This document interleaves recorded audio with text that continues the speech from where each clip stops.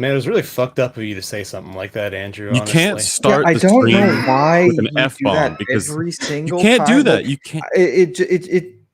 I don't can't- understand why it's every no, single Blaine, time you I'm have the serious. exact same thing to say. see, he's and trying do to do Darvo now. He's trying to reverse it onto me just to cover it up.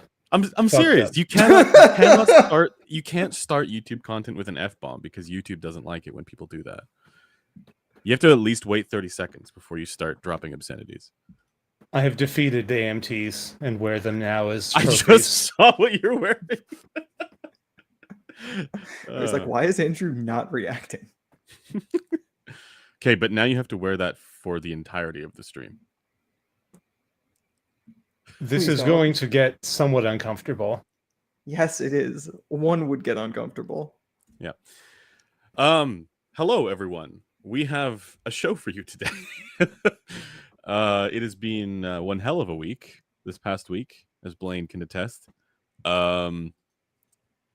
So now is our day for shenanigans. So we have some topics for you guys. We'll get to that. Let me just... Is Headphone Show Bingo in the comments? Yes, I've already pinned it. Perfect. Okay, Headphone Show Bingo is pinned in the comments for folks who want to play along.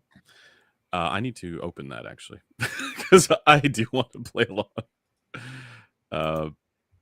It's pinned in the chat, not the comments. Perfect. Yeah, perfect. And I don't think really there's any housekeeping here other than we do have this as a podcast for folks who don't want to look at us. I can understand. But you'll be missing out on the hilarity that is one Blen. And so For every guys... Herman Miller mirror that I stole from the office, I took one headphone. Yeah, that's no, you took significantly more headphones. That's true. I wish I could have taken more mirrors, but they didn't have them. Yeah, that's true. It would have been funnier if you had taken a mirror. I mean, you are now... They're both in the background, by the way. But you're also sitting on one. Yeah. I am also sitting on one. He just loves that chair. Well, no, as far as Herman Miller's chairs, it's probably my favorite. I just love free things. I steal anything that's not nailed down. That's true. Yeah. So we will get to all of that and many topics and more. But as we get going here, big thanks to headphones.com for making this podcast possible.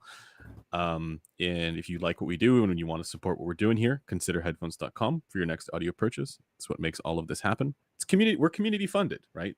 It's just that you guys get headphones out of it. That's how that works. It's also a place with a community, including our forum and our Discord, which you guys should join if you are not already in it. Indeed. As far as the rest of us are concerned here, we have myself, Blaine, Mr. Gryphon, and as mentioned, the podcast is available on Spotify. I believe that's not... Apple Music is still pending. That should happen next week, and Amazon, and is available in both French and Spanish. No, I'm just kidding. We don't have the resources to translate this into multiple languages. We definitely do not have the resources to translate. We could do it in German. I mean, that might Los be pero es in mein pantaloons. Okay, that's several Spanish different fusion. That was just terrible Spanish, too. Do you speak Spanish? Well, two of those were yeah. German words, so yes. This was awful. Yeah. How are you guys doing today? I am drinking this delicious energy drink this morning because... Oh, did the stream break? Guys, let us know how the audio is. Oh, wait. Yeah, something... Hold on. Oh, no, it's fine. It's good? Okay. Fine. I'm drinking this delicious energy drink, not sponsored by this. This is a company called Celsius. It's quite delicious, and I'm drinking it this morning because the drink that I thought I was drinking this morning was actually one of those cannabis drinks. Sorry, I thought I was drinking this, and I was actually drinking one of the cannabis drinks, and so now I'm drinking this to compensate. So you're stoned. I stopped, like, I basically had like a couple of sips and was like, wait, that's not this thing. And I figured it out like right away, but I've had a little bit. Let's just say that. So this could be an entertaining stream, potentially. It's already gone off the rails. We'll have to see. I mean, if you look at what Blaine is wearing. How are you guys doing? Blaine? I will probably be wearing a brace on my other wrist after moving half the stuff in the office. Yeah, that's the reason. Okay. Yeah, man, this past week was That was my brutal. body is a broken husk of a shell of a human, and Yeah, no no, longer that was really- functions in that was any rough. Yeah, respect. I definitely don't envy those of you who were close to the office and were conscripted into being a labor force. I volunteered. Massive shout out Good guy. to Mr. Blaine for helping us with that. That Mhm. the man woke up at he left at 4 a.m. Yeah, woke up at a little before 3. Yeah, and Drove for 5 or 6 hours. The image of you with 3 headphones on your body and going like this. 3? That's Excuse 4. me, learn to count. That's 4. Oh, Jesus, you're right. Somebody clip that and turn it into something. Wow, Constantine's got competition. Yeah, Strongest man in audio right now. exactly. Well, definitely always the one to with do the with- heaviest head. Yeah, Heavy is the head that wears the crown. heavy. Yeah, exactly. Heavy is the head. Yeah, so big thanks to Blaine for helping. For context, for folks who aren't aware of what's going on, we are in the process of moving shop to Chicago just to make things a bit more efficient with shipping and all that stuff. So we had to clear out the space here in Vancouver, and now there's a whole bunch of inventory in different places, including at my place and at Taryn's, and Blaine has stolen the rest, as you can see. Listen, everything I took was in the junk pile. It's true. It's true. Yeah. Well, actually, that's not true. Some things I took out of the junk pile, Taryn then stole from me. That's right. Yeah. And I'm still mad about that. Yeah. Well, I mean, some of it was legitimately broken, right? And then you were like, I will take that. And then Taryn's like, no, you won't. We will get that fixed. Yeah, but it was already buried in the junk pile until I dug it up like a fucking raccoon, and then you took away my raccoon toys. That's true. We did take away your raccoon toys, but That's you so still have sad. many. You still had like several massive boxes of headphones. Yeah, no, it's. I was I could do this bit with different brands for the next few weeks. Yeah, exactly. Could Blaine? People be in chat are wearing asking new if headphones? Golden is going to be on. Cameron's going to be on videos. Like he could be on here. We can add him. Yeah. Yeah, we did He ask just didn't him. respond to our ping. No, No, he he did did respond to it. He did respond. He Wait, just he said did? he was busy editing something else. Oh, Which is fair. We do be busy folks. Shall we get to the topics of the week? Sure. Well, first of all, was there any news this week that we should cover? Any headphone and audio related newsy things?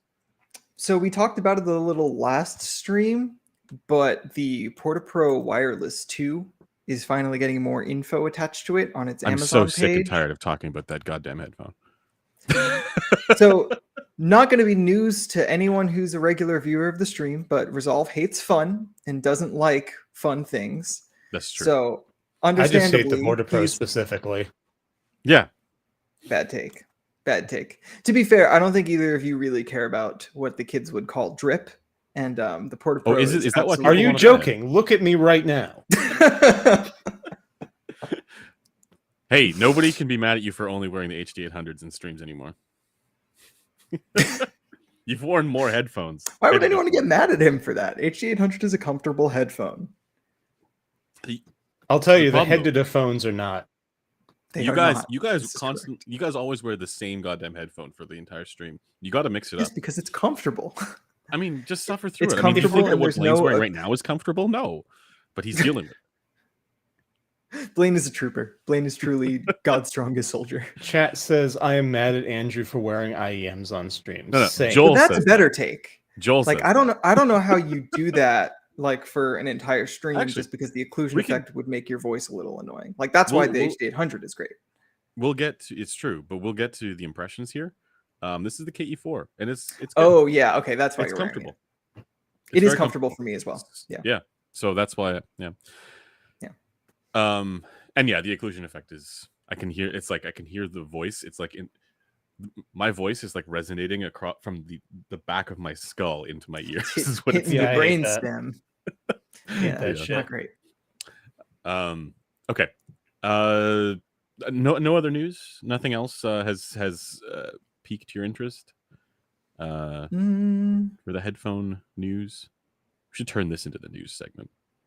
We should turn this into No. the news segment. The problem is that none of us pay attention to the news in headphones. That's true. I Maybe mean, we I should pay do that. marginal attention. I haven't seen any new releases that have gotten a ton of attention. The Awful Canter is a 14 BA IEM from Awful, and Cool. looks okay. That sounds like an awful idea. Wow. So you can tell Blaine doesn't pay attention to Especially IEMs to because Yeah. because that joke has been made so many times, and Blaine is like, "Yeah, that's a funny joke." Yeah. It's as old as Opity. Yeah, Maybe not quite. which is as still a old as good. Opity. It's still a good one. It's a classic, but Yeah. even so, Phoebos, Opity, awful. yeah, birds of a feather. But Exactly. yeah, I mean, in terms of like new product releases, Well, there's I the haven't- IO Sogno. The what? yeah, which I have here, which I'll talk about. Yeah, I briefly have it here later. too. I just What? haven't listened to it yet. Oh, is it an IAM? Yes. It, I no it is longer an care. IEM. Yeah. Yeah. I also have the Cosmo here, but I have to. There's so many boxes. It's just- Yeah, Sennheiser was stack you showed soliciting me. social media feedback on what they should do for their 80th anniversary. That's kind of a thing. It's news-esque. Oh, yeah, you're right. They had that Reddit thread, right? Yep. Yeah, and honestly, so for those who didn't see it, Sennheiser did ask Reddit for ideas concerning their 80th anniversary for any special run products that might be fun for the community, and most of the recommendations were either something about the HD800 again, which people like that headphone, it makes sense, but also there was a lot of momentum behind the idea of a special edition of the HD580 Precision, which I think could be cool. Like, it wouldn't be my choice because I just personally wouldn't be interested in buying that headphone. It's a little too bright for me. But I think the community like definitely has a long-lasting love and reverence for that design. It did kind of start the HD6 series proper. Yeah, It's kind of iconic at this point. Like, I I think still it would wanted be, to I do think it'd be a something good like idea. the 58X Jubilee thing. I don't want them to do that. So Please no. yes, Please no yeah. 660, 660S2. Just No, none just of that. leave the Just Sys be 40 done with that. driver out, please, and Yeah. just use the KDH 580 driver, which I mean is the reason the 580 sounded the way it did, and put it in a Oh man, driver so story. the one Now we're getting into what's it. up? Driver story. Mr. Griffin Well, I over mean, here. no, drivers do make a difference. It's just like in this case, we've seen two different drivers in the exact same chassis, so we can be very confident in what the difference is. But yeah, I would worry that bringing back the tooling for like the 580s, like herringbone grill, like the plastic outer grill, might be expensive, prohibitively so, for this kind of thing. But depends how limited the run is, and how much they're going to charge, I guess, Right. if they do that. Right. Okay. All right. So Sennheiser hopefully does a thing. That's where I'm leaving that. Let's get to the topics for this stream. So the main topic that we wanted to talk about is what do we look for in sound quality specifically? Because like I think the reason why this just sort of came up in my brain, it was literally a shower thought. It was that like we often think about things that we would consider for like what is good in terms of products to buy, and that often revolves around products that have really good ergonomics, and because for us that kind of like is the most important thing, and then we will often EQ these things, like Ford NE Pro and stuff like that. But the question that I would pose to you is, what do you look for? What is it specifically that you look for in terms of your enjoyment of these products, and for what it does to your music? And then secondarily, how does that translate into objective, the things that you look for on the objective side as well? Cool. Yeah. Do you want to go first, Blaine, or should I go first? No, I mean, I've said this a few times, but for me, the thing that immediately tends to ruin a headphone, at least, is unnaturalness of male vocals. Like, particularly baritones, but... Jesus Christ, dude, I can't take you seriously. Take him Continue. seriously. Continue. But no, I mean, that is like, that, to a lesser extent, piano, Those are both instruments that I am very close to, like that I have a very strong sense of how they ought to sound. This isn't really the same thing as having a reference for how they really sound, because different pianos, different voices do sound different. But that's why I say naturalness, which is entirely a perception on my part. But I would have things thought, that like, have for mandolins or something for you. I don't know. I do enjoy mandolins, but I actually have enjoyed very artificial presentations of mandolins before. Weirdly, one of my favorite headphones ever for mandolins was the Audio-Technica AD700 with AD2000 drivers, which was very That bright sounds and like had it a would be very good. uneven upper mid-range, but the unevenness gave this really interesting sound to mandolins specifically. Mr. Super says Blaine measures headphones with baritones. But no, it is basically, for me, the most critical range is between, well, I mean, for me and for almost everybody, but for me in particular, the critical range is between about 200 and 3000 hertz. And if there is, particularly in the lower mid-range, there's a dip, or if there's too much upper mid-range, it's immediately, or for that matter, too little, it's immediately perceptible to me that the tone of voices is changed, particularly, again, men's voices. I don't listen to that many female vocalists, or at least not nearly as closely.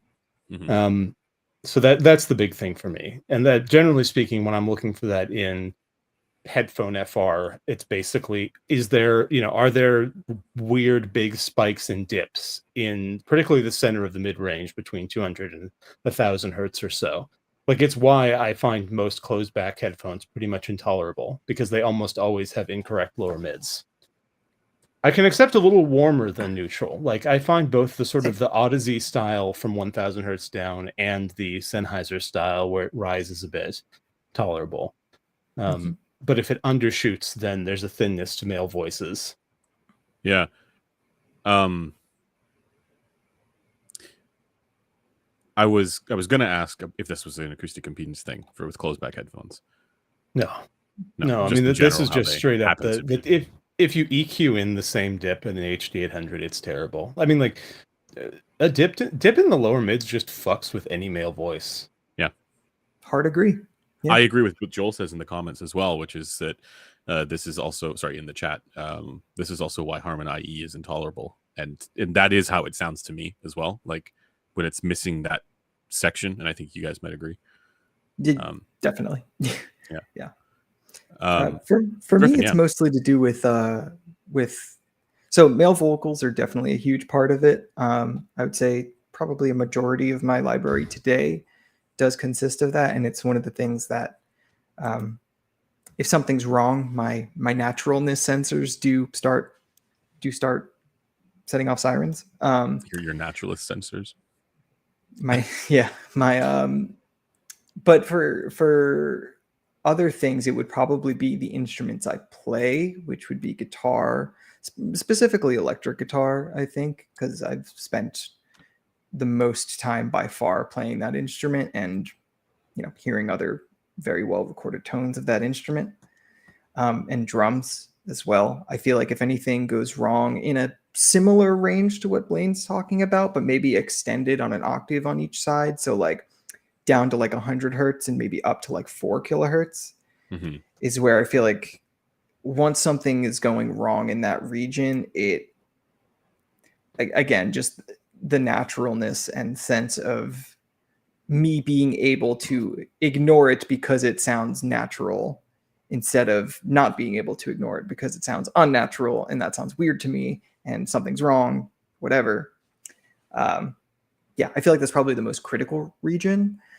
I will say I do have another specific thing that I look for in sound quality, which is the 24 dB per octave slope. No, it is. I think it's what a lot of people would call dynamics. Okay. Blam. So like, what's up? Blam.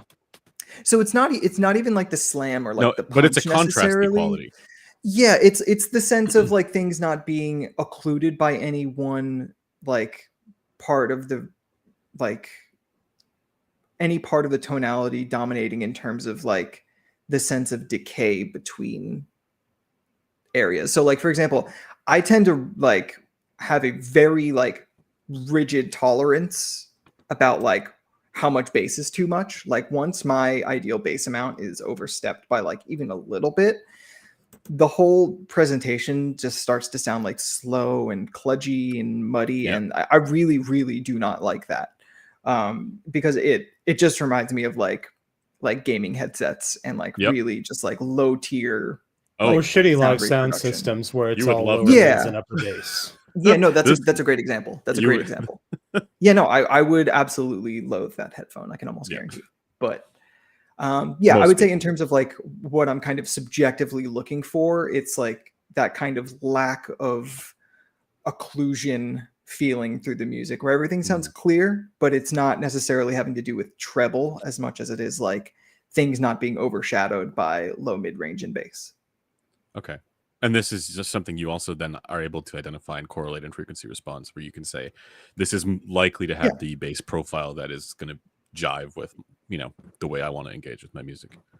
Yeah, and it's pretty simple to look at because again, it's mostly just about if the low registers are overpowering the kind of upper mid-range, center mid-range stuff. The I guess when I was originally thinking of this topic, I was thinking of like when you sit down and you listen to your favorite headphones with the EQ profile that you have, right? Say, and you put on some music, where does your brain go when you're listening to that? Like when you're actively, attentively listening to the music? Is it, I mean, this is what, like when Blaine said, like male vocals or pianos and things like that. Like, I would say drums are probably the first thing. Right. So the reason I mentioned this is like, I've said in many different places, I've said that, you know, if there's something wrong with the mids or in the treble, or particularly in the treble, it doesn't matter how good the bass quality is, because that is it's a disqualifier in terms of my enjoyment of the product. In the treble. While that's in the treble as well. As I said, treble. Yeah. Yeah, I know, but I know that's why I was curious, because we both basically defined the mids as the overpowering priority, but I think that's an interesting distinction. Yeah. Yeah, and I would define treble as basically 2K and above, like everything above 2K. Yeah. So yeah, I mean, if there's something intolerable there, it doesn't matter how good the bass is. But the reason I bring that up is because I find that when I'm actually listening to music after I have everything sort of dialed in, I find I'm not that different from the way that most people are in terms of how much bass influences their enjoyment of sound. Right, like my attention. Meaning that you care a lot about it. So, like when I have the other bits, you know, figured out, I notice that my attention does go to the bass often, right? Like bass and mids. It's those, like the treble is just sort of a thing that's there that I'm like, okay, it's got to be like tolerable and good to me. But I recognize that when I'm actually listening to music for enjoyment, my brain and my attention often is more going to the lower registers as far as the things that bring me the feeling of joy and the goodness and satisfying the brainworms. It's often my attention going to the lower registers. Like, do you really focus on frequencies? Because for me, it's like instruments. Like the reason, like no, that's what I'm saying. That's what I mean. Yes. Yeah. So the like, beat isn't just low frequencies. It isn't the beat just low has the attack, which is it does. Yeah. the high frequency component. It does. Like a drum is not the same if you low pass it. But what I'm saying is that when I have the bass rise the way I like dialed in, right? That is, it's immediately more recognizably enjoyable to me. Like my joy trigger occurs. For me, that depends on the music. Like that's definitely true as well. Yeah. For like acoustic guy guitar, or for that matter, you know, guy or girl on piano. Yeah. You could high pass it at 80 hertz and I wouldn't really care. Yeah. See, for me, like, again, I maintain the same thing that I'd said before, that if there is something, you know, not right in the mids and in the treble, it doesn't matter how good the bass is. That's still true for me. But when it is right, the qualia factor for me is a lot more focused on things that are in the music, at least, right? That's where when I mentally engage with the music, it focuses on things that are lower register dependent. Um, and like as you say, it is all there's an infinite number of possible FR relationships in the way that affects your music, right? And so the way it can't it just be taken affects in isolation. the way it affects like how your attention gets directed. Yeah, but like my sense of joy is absolutely attached to bass level in that sense. Which it's kind of like it's almost like contradictory to the way that I feel about things when there's something wrong in the mids and the treble. Like I'm way more bothered by that, right? Having the incorrect bass level for me is totally innocuous. But as far as my actual joy is with music, when I'm enjoying my attention, it is absolutely associated and tied to like low frequency level. I feel that when it comes to electronic music. With electronic music, I would say I have a similar perception. With like acoustic folk, though, again, I've listened to it on stuff that has no real bass response below 100 hertz. It obviously you lose something in the drums, but some of it doesn't even have a meaningful drum section. Yeah. So, and for that stuff, I'm just like usually if I'm just blissed out, it's probably listening to harmonies. Like vocal harmonies? Yes. Yeah. Interesting. The idea of Blaine blissed out listening to harmonies. Like I picture choir music and he's just lying back. I enjoy choirs. It's and like a really nice like cathedral, right? Like although actually here's a hot take. I don't actually consider a choir to count as harmony because of the choir effect. Oh, because it kind of blends things. Yeah, once the number of voices reaches a certain threshold, our brains stop being as discriminating about pitch. It's a really interesting effect. It's why crowds can sing together and still sound okay, even though obviously they're not all on key. So there's a threshold for that. I actually don't know what it is for number of voices, but below that threshold, I have a better time with harmony because I like being able to sort of see all the voices weave together. I mean, to an extent, and this is kind of drawing on my past experience making music. In my experience, the threshold is actually like one extra voice where we start to become less discriminating of pitch.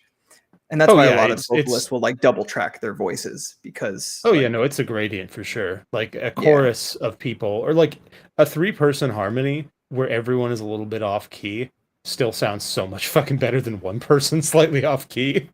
Yeah, absolutely. Yeah. The Headphone regalia has, when you turned your head, it made it look like a helmet. Dude, you look like a sci-fi character. I love how just like serious he is about it too.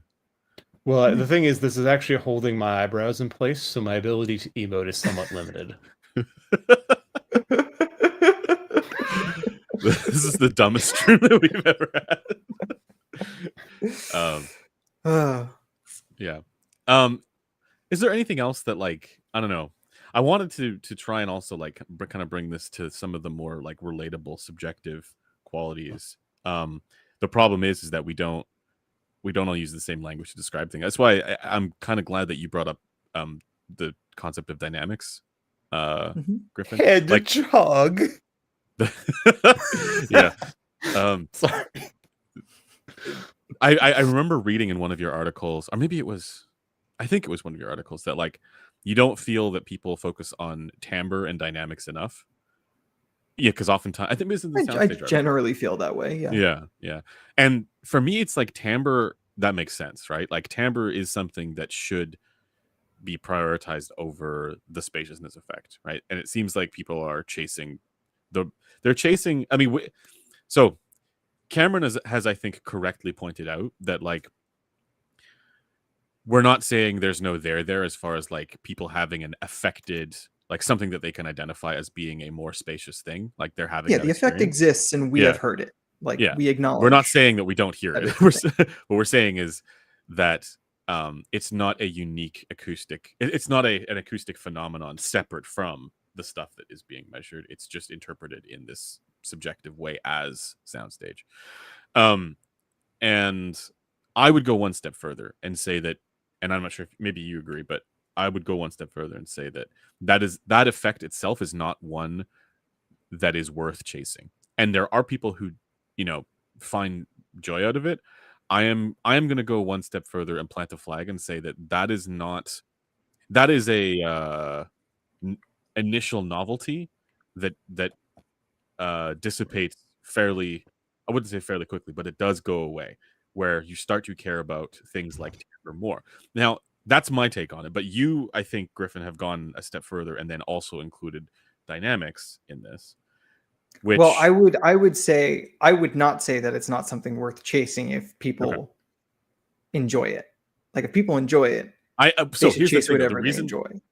yes, but the reason why I say that, and that's my spicy take, right? Like, but the reason why I say that is that I remember being at a place where I found that to be a Oh yeah, me enjoyable too. thing. Yeah. Yeah. And now it's something where I don't, it's not even something that occupies space in my head as something that my attention goes to, right? Like when I'm listening to an HD 800, I don't think, oh my God, the spaciousness. I don't think, oh my God, the soundstage. It doesn't even register for me as like my attention, going there, right? Whereas That's something why like I put timbre a demarcation line there, because it's not so much about people who have actually like heard a bunch of headphones, gone to a show, heard all of the most spacious headphones, and like decided that they really like that quality on those headphones. They should chase that quality, enjoy that quality however they want to.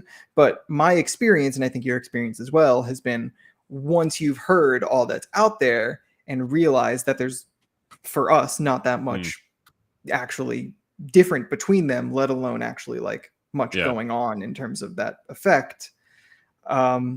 It makes sense to not chase it, obviously. Now, a lot of people who are chasing it aren't people who have had those experiences, are the people who have just read reviews or seen stuff online, marketing, whatever, and are basing their idea that there must be something more than they've experienced now on that, when in actuality, it's largely that the conversation itself surrounding this quality is dominated by hyperbole. Now, this is where I wanted to take this. Yeah. Sorry, go ahead. What's up? No, you're good. So I actually had a video that I've been working on that's on this topic exactly. Not to do with soundstage, but to do with like the concept of like technicalities. And I might still continue to work on that video. I have filmed it and I have edited it. I just wasn't happy with it, so I wanted to redo it. It's sort of a rambling thing, but I kind of feel like the language that we use has the potential to influence our genuine perception of sound quality. So expound on that. Yeah, so I'll give you an example. And again, I'm not like super committed to this idea. I could be easily convinced otherwise. I don't know if this is true, but there's something interesting about it, to me at least. People build up this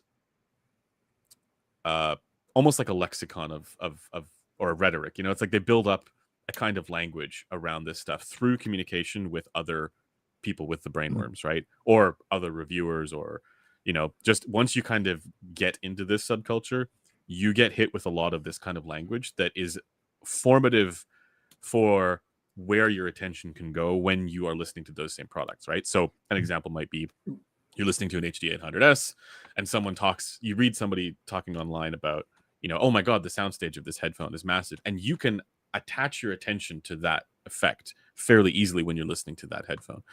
And so as a result, you start using that term for this experiential quality, and your brain you're actually perceptually kind of like influenced by that. Your attention goes to the spaciousness quality as a function of you having read or engaged with this concept of soundstage. And I think similarly, you could do the same thing for like a concept of detail or a concept of, micro and macro dynamics or whatever, right? As part of this larger lexicon that you may have built up over time through engaging with the subculture stuff. Now, when you then, let's say, graduate from that and you start to, go down the HRTF and EQ rabbit hole, and you start thinking of this stuff more in terms of like frequency bands or, colorations or various different effects. This is just a personal thing, but like I found that like my brain doesn't go to these technicalities like I don't perceive the sound in that way at all anymore. I perceive it as like now in terms of these kind of frequency bands and their relationships with one another. And here's the thing. Here's where like my sort of underlying point is with all of this. I don't know that we're better for it. In fact, there's a good argument to say that we're worse off for it. Yeah, I mean, better and worse are.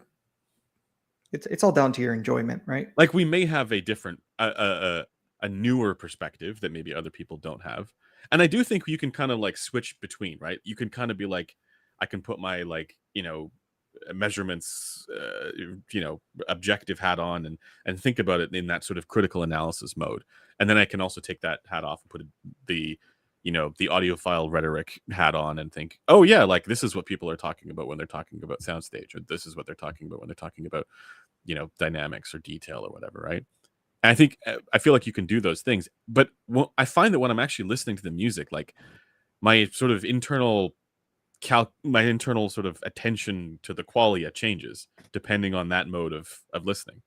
And I don't think that one is necessarily better than the other, is kind of my underlying point there.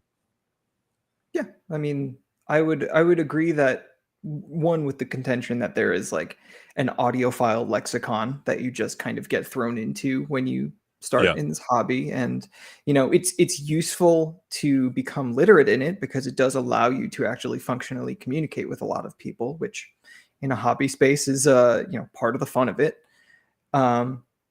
If you do end up, I think, taking a similar route to you or I, where you become interested and focused on measurable things when it comes to headphone performance, it's maybe not likely, but possible that some of the stuff in that lexicon gets challenged as your perspective starts to be informed by things other than the lexicon and your own experience, which was informed by that lexicon. In terms of like the value of the two kind of paradigms of just being kind of taking the lexicon's description and influence on your perception at face value versus, I guess, the other side of that, which is having your perception mostly colored by frequency response, let's say. Mm-hmm. I would say I think the ideal is probably being able to balance both. It isn't necessarily easy to do so because, or rather, I think people think it's harder to do than it actually is. I think a lot of people who start down, well, yeah, like your perception can be, I don't know, you can kind of dictate your own perception how you want in a lot of ways. Like if I'm listening to an HD 800 on EQ'd, I can go between thinking, oh, the tone here is kind of weird, and oh, the vocalist sounds kind of far away from me. Yeah, like it's not a rigid thing, and you do kind of have your choice with how to engage with these things.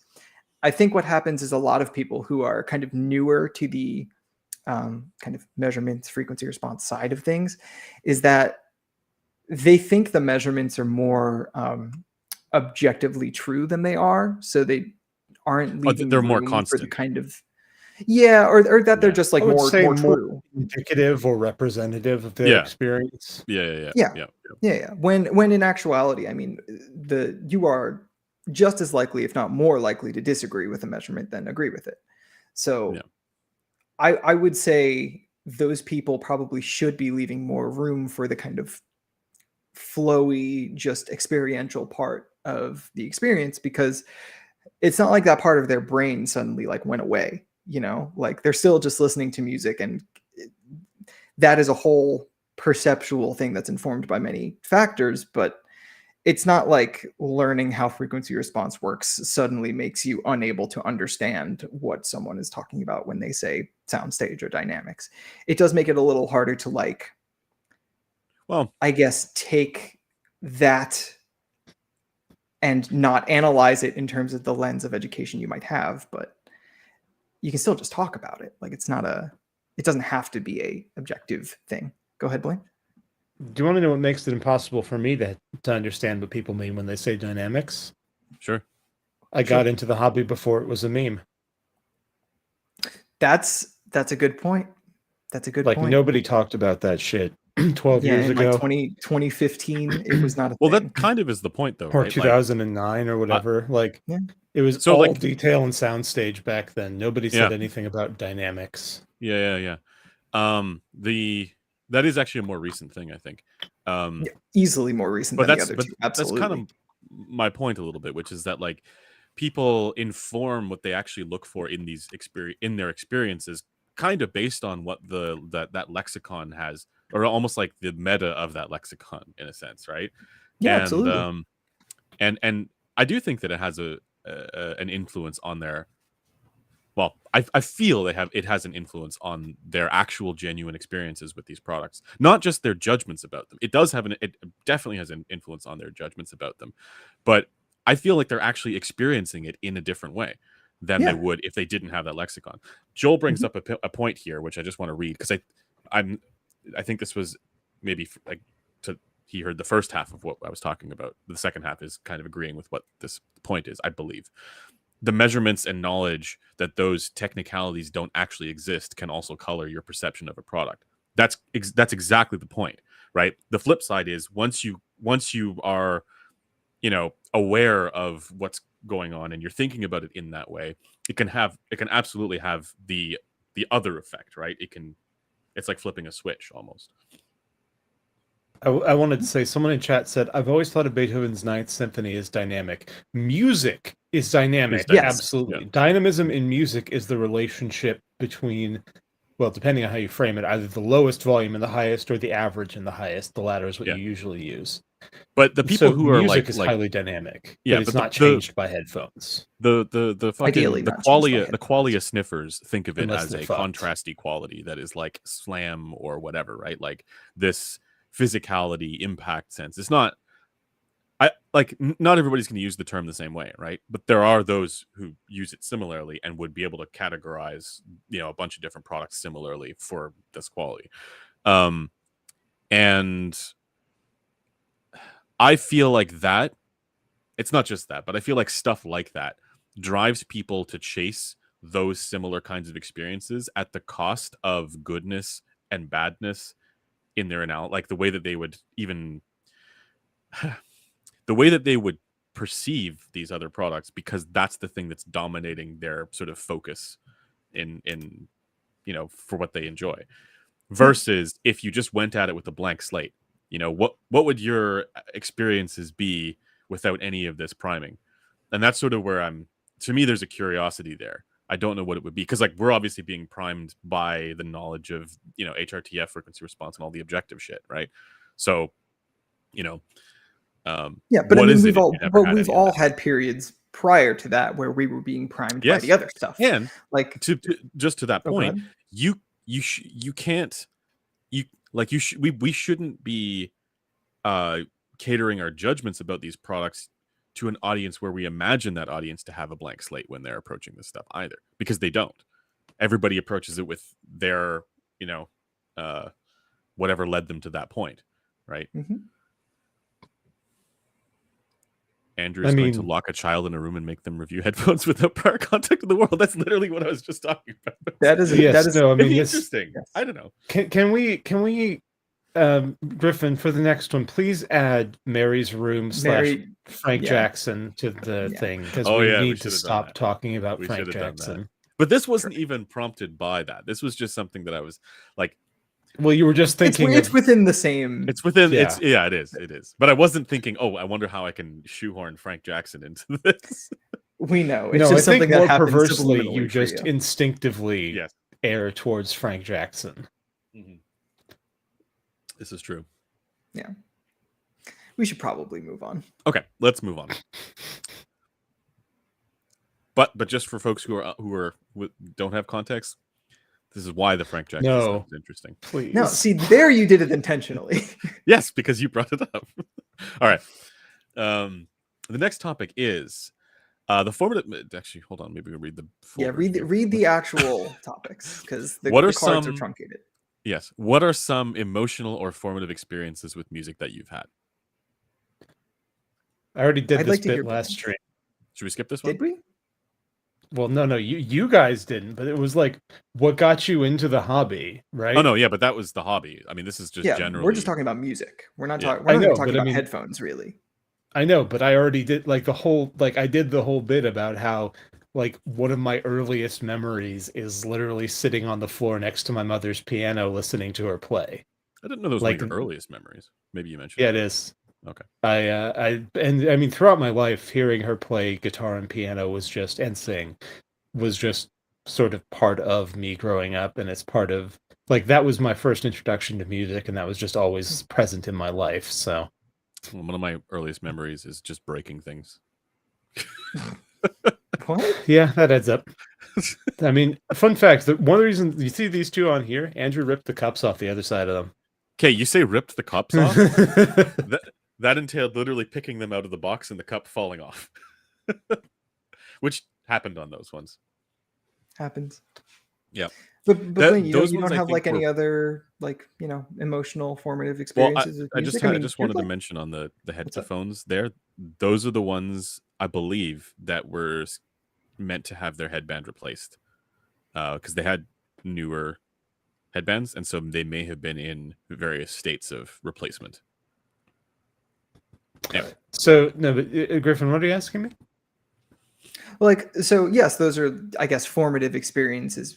But I guess my question is, are there any other emotional experiences you've had with music? Because I mean, I Oh, feel I like mean, as people I that have been like. doing this for a long time, it has probably happened more than once, right? I mean, I remember the first time I sang on stage as a kid. That was fucking terrifying, and I sucked. Yeah, no, that was. No, I remember the first show I went to. That was lovely. It was a band called Great Big Sea. They were Oh now man, broken Oh up. yeah, you've that's a yeah, you've great shown me band. Great Big Sea. They are a Yeah. great band, and they put on a great live show. Would recommend. Sadly, can't go anymore, but saw them in a terrible little theater in Seattle when I was in my teens. I don't know. It's basically music has just sort of always been there, though, and music is kind of core to my conception of home. Yeah. It's funny because I was thinking about this topic. It's funny you mentioned the singing on stage. It reminds me of when I was quite young. My brother ended up doing that, and he sang Silent Night in German in front of like a mass auditorium, and he was just like 5 or 6. And Yo, that's hard. That's tough. well, like no, we grew up speaking German, right? But the thing is, the rest of the Oh, community really? didn't. Yeah, yeah. That's my first language, actually. I had no idea. Really? Oh, okay. Yeah.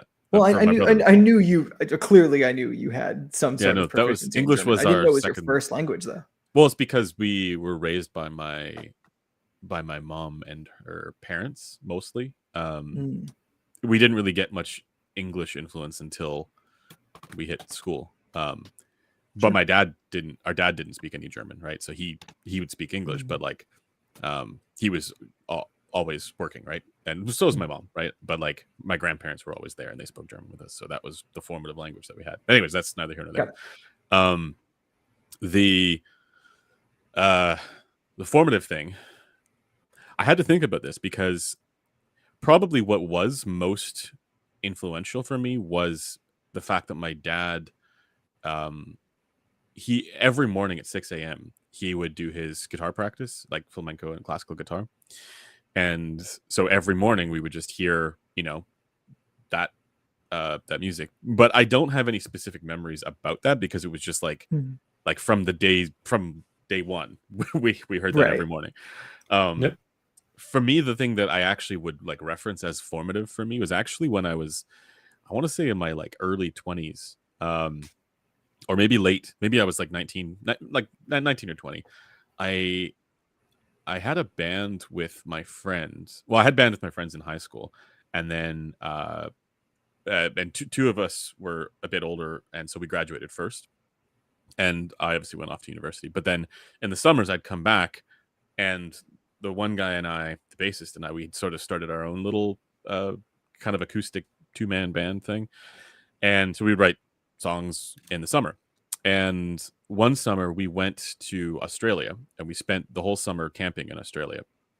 Damn. And which was dope. Australia is it's a terrifying place, but it's especially when you're camping it, but it's also a wonderful, magical place. And there was this one night where basically it was just like a perfectly clear night. We were out in the middle of like nowhere in Australia.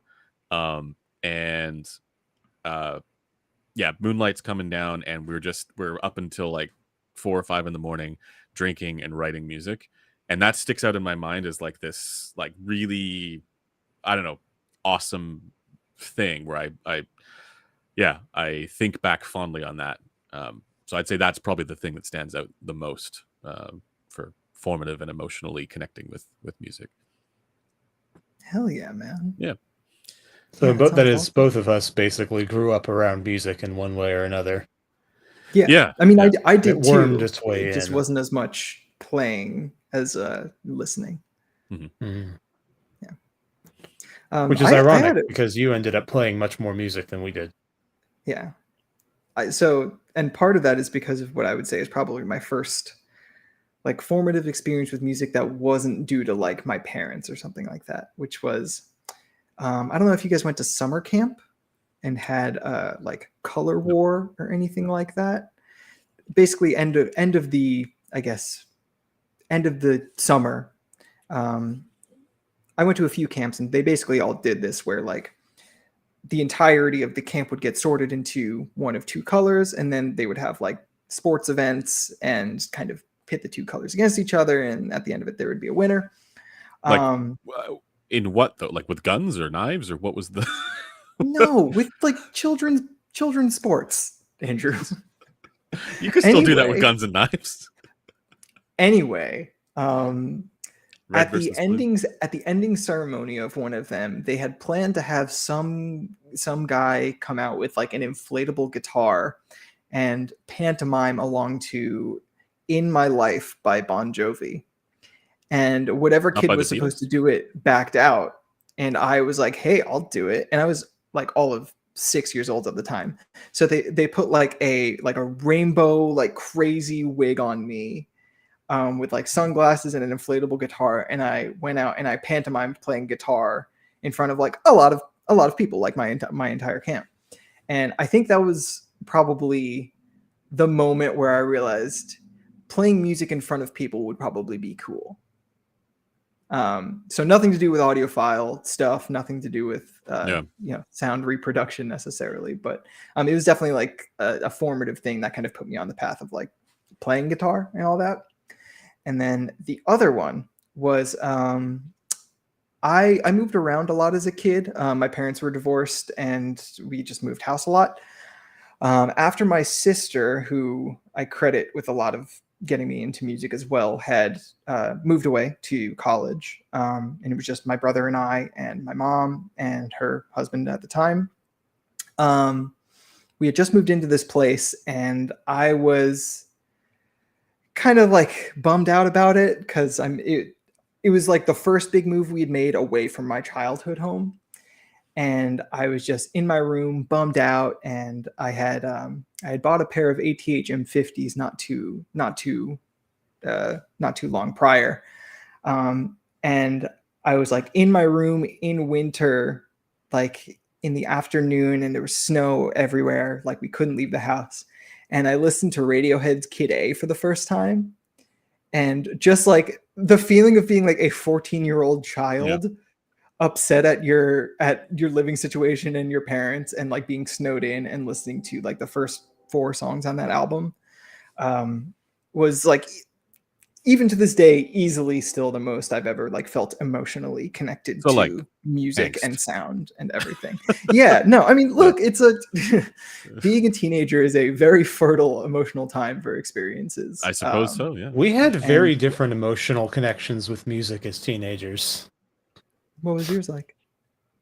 Well, the songs that got to me the most emotionally was there's a Scottish Australian folk singer called Eric Bogle who has some extremely fucking depressing songs, mostly about people dying either in war or alone or unloved. Nice. And those were always very impactful upon me. If you've heard a song that it's sometimes called "The Green Fields of France," that's or Willie McBride. That he's the guy who wrote that. No, that's not. Got it. Anyway. So I we wouldn't went say very that's different that directions. different. I'm No, I wouldn't say curious. that's that different because it's like, well, I mean, I think the core theme there is like sadness and depression. Melancholy. And yeah. I just You think the listen to delivery happier systems, music. are like a little bit different because I think you were attaching yourself to like the idea of this being like a concrete thing that happened and it being a description of that, whereas mine was like more so just like about as vague as a feeling can be described, like Radiohead's kind of description of like depersonalization, dissociation, and ennui, I guess. No. Yeah. See, I knew you would like that one. No, oh my god. Only reason, like, I got in an argument with somebody. This is totally unrelated to anything, but I got in an argument with somebody because they didn't know what sui generis meant, and then they got mad at me for not knowing what ennui meant. And so now, Okay, no, that's fair. How did you not know what ennui meant? No, it is fair, totally. Well, their comeback to me basically was like, you don't know what you didn't, because I knew what it meant at the time, but they didn't. They had shamed me before for not having known what that was. Yeah, and I had no excuse.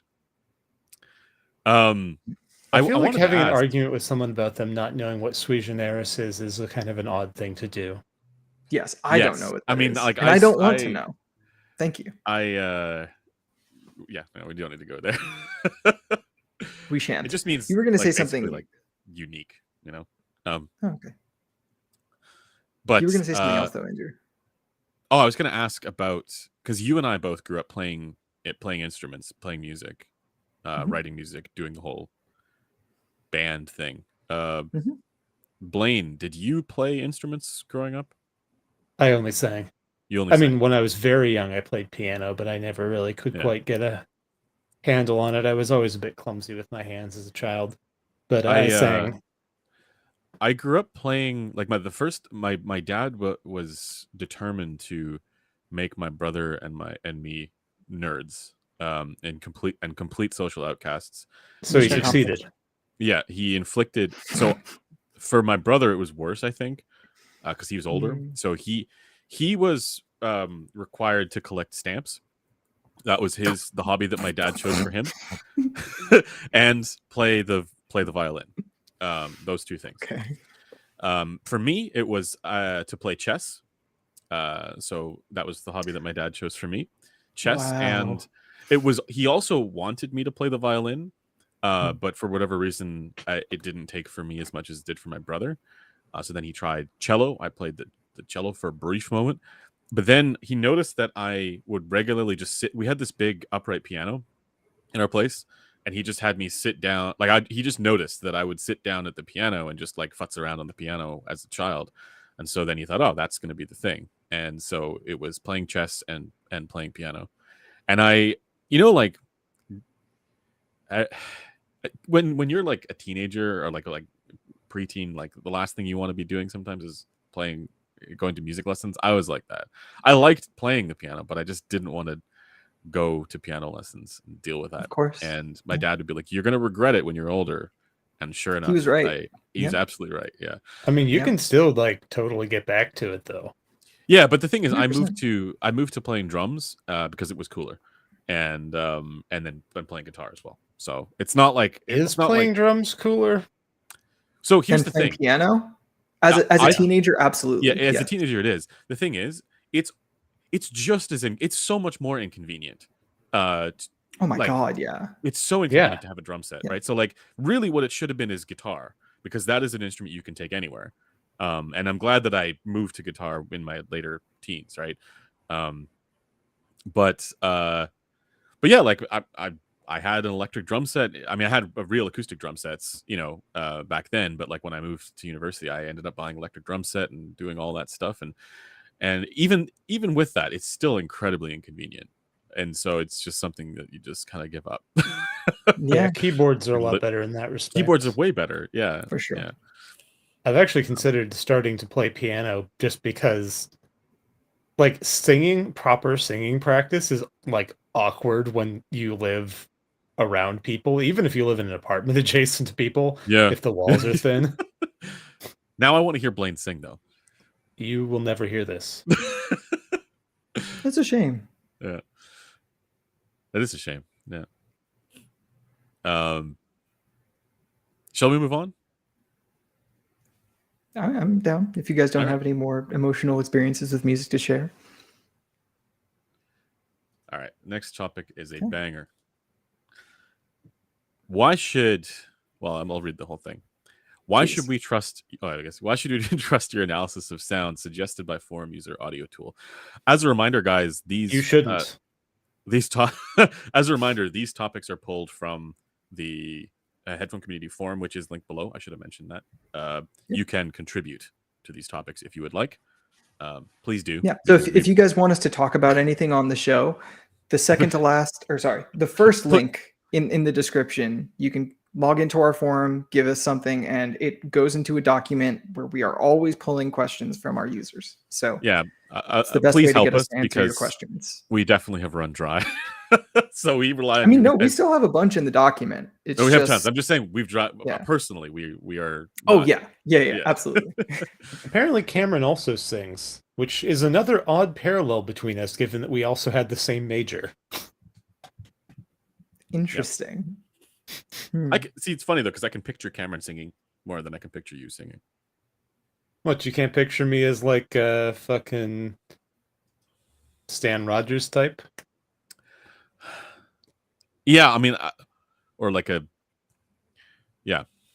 Stan Rogers. The or thing like is, ZZ I Top. can only imagine. I can only imagine Blaine singing a certain kind of music, and it would be like vocal focused folk music.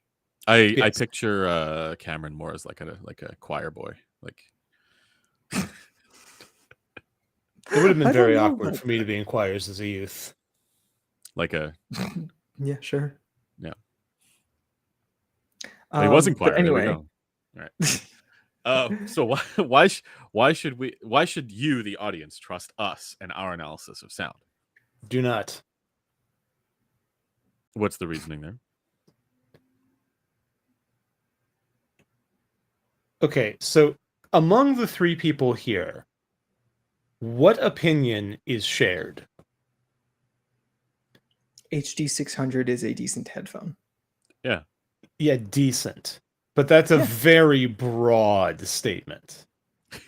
It's So also it's not a your- statement that your- applies to many others that I think we would Yeah. agree on. Was And there that's any what I mean, like- additional context to this topic, Griffin? Was there additional context you're asking? Yeah, like was it like were they asking like in the face of the fact that we are effectively sponsored by headphones.com? Not effectively, we YouTube. are. Well, I mean, we are paid. We by are, So I yeah. think headphones.com. That's I more think than the sponsored. additional context did have to do kind of with our history as either musicians or listeners or stuff like that. Okay. Oh yeah, that's a Um, terrible idea. Never, ever go with, oh, this person was a musician, so I'll trust their takes on fucking No, audio. but I think Do you know how many musicians endorse the fucking Flare Audio R1? I mean, the list goes on and on and on, right? Like there are so many cases where someone with quote unquote pedigree yeah. like has Well, their okay. opinions But taken. the thing is, musicians are stronger like than the only others. population you can guarantee has severe hearing damage. Motorcycle repair, maybe? I don't know. Yeah. Wind tunnel technicians?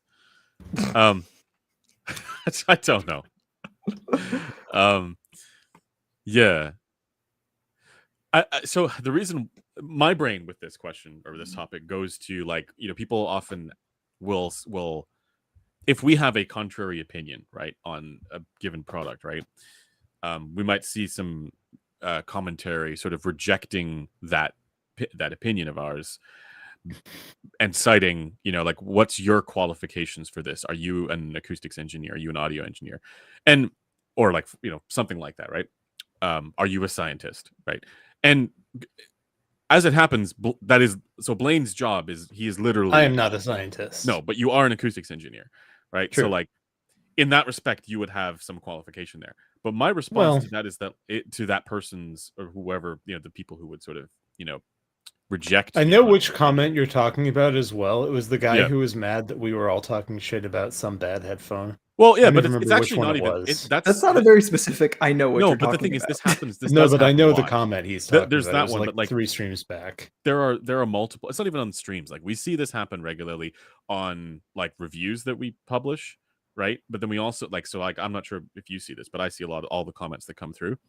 And that is one that it's a common one that happens. But we also see it on like forums, Headfi, stuff like that, right? Like where people maybe aren't as familiar with what we're doing, and they just know that we've said something critical about a headphone that they like, and their response to that is, "Who are you to say, this headphone is not good?"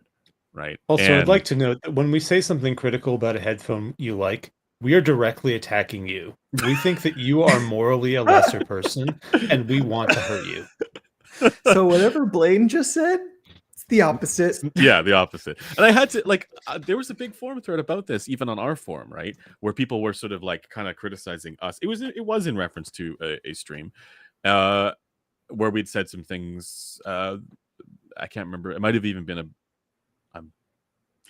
I can't remember the headphone that we were critical of. But it was basically like not overtly a call for credentials, but it was thinly veiled as such. And so that's kind of how I take this subject, right? Like, what is it about our analysis that is worth paying attention to? And my sort of in that thread, I responded more along the lines of like, well, you don't have to really take what we say at face value. And like, again, contrary to what Blaine was just saying, when we are critical of these things, we are not attacking your opinion, right? We're just saying, No, we're attacking your very person. We're being critical of a product, not your enjoyment of the product. So if you enjoy it, continue to enjoy it is sort of the line that I take on this, because we know that preferences vary.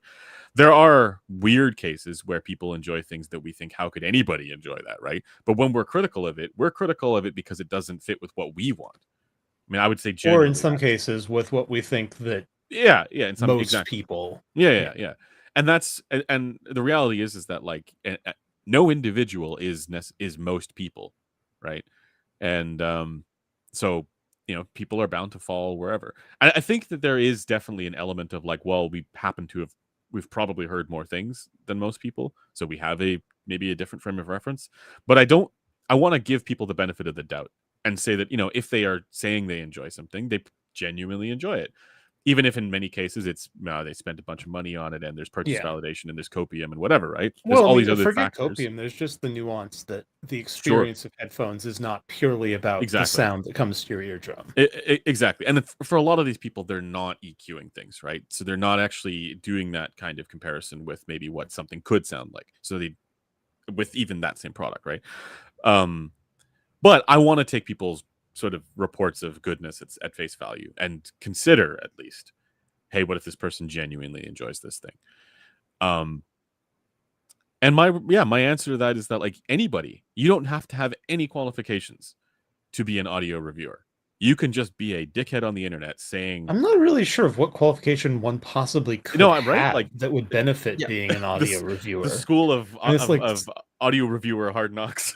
Well, I mean, it's like, what qualification would make you a movie reviewer, or for that matter, a music reviewer? It's like, oh, this person was a musician. I don't fucking care. There's plenty of musicians who like absolute dog shit from my point of view, and I'm sure they think that what I listen to is absolute dog shit.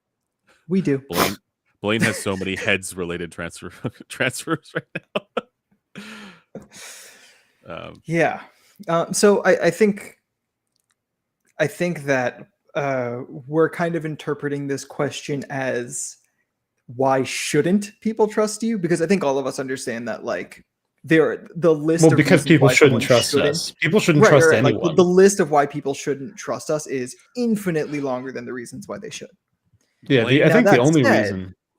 That said, I think to actually answer the question, the reason you should trust a reviewer is if you find their analysis or the things that they care about aligns with what you care disagree. about. I think that's junk. Well, hold on. Or you find that they disagree consistently enough with you that they're still a useful source of information. No, side salad.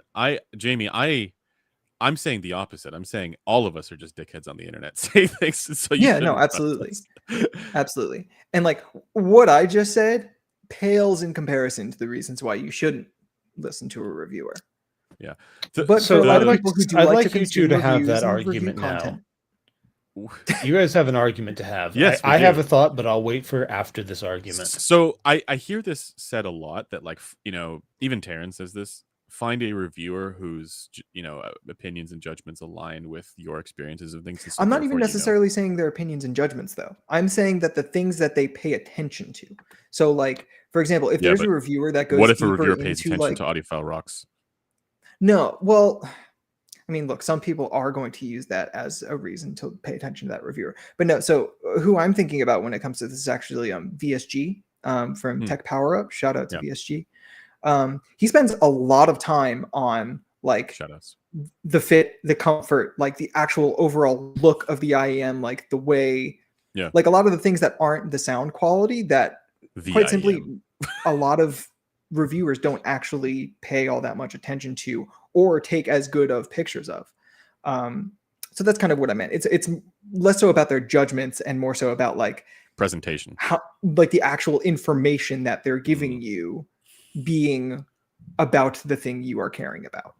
I mean, I still think I kind of disagree because I feel like the whole reason why I feel like you should try and engage with things, even if it's not your primary like source of information on something, you should at least try and engage with something that challenges you or challenges your concept of your sort of like frame of reference for things. So, and the reason is, I hate the sort of siloing that occurs in this space where people kind of go to these, it creates these fiefdoms where people take some individual's word at face value. And even if they are the kind of people who like, even like us, for example, who rely on data and use data. I wouldn't say I rely on data.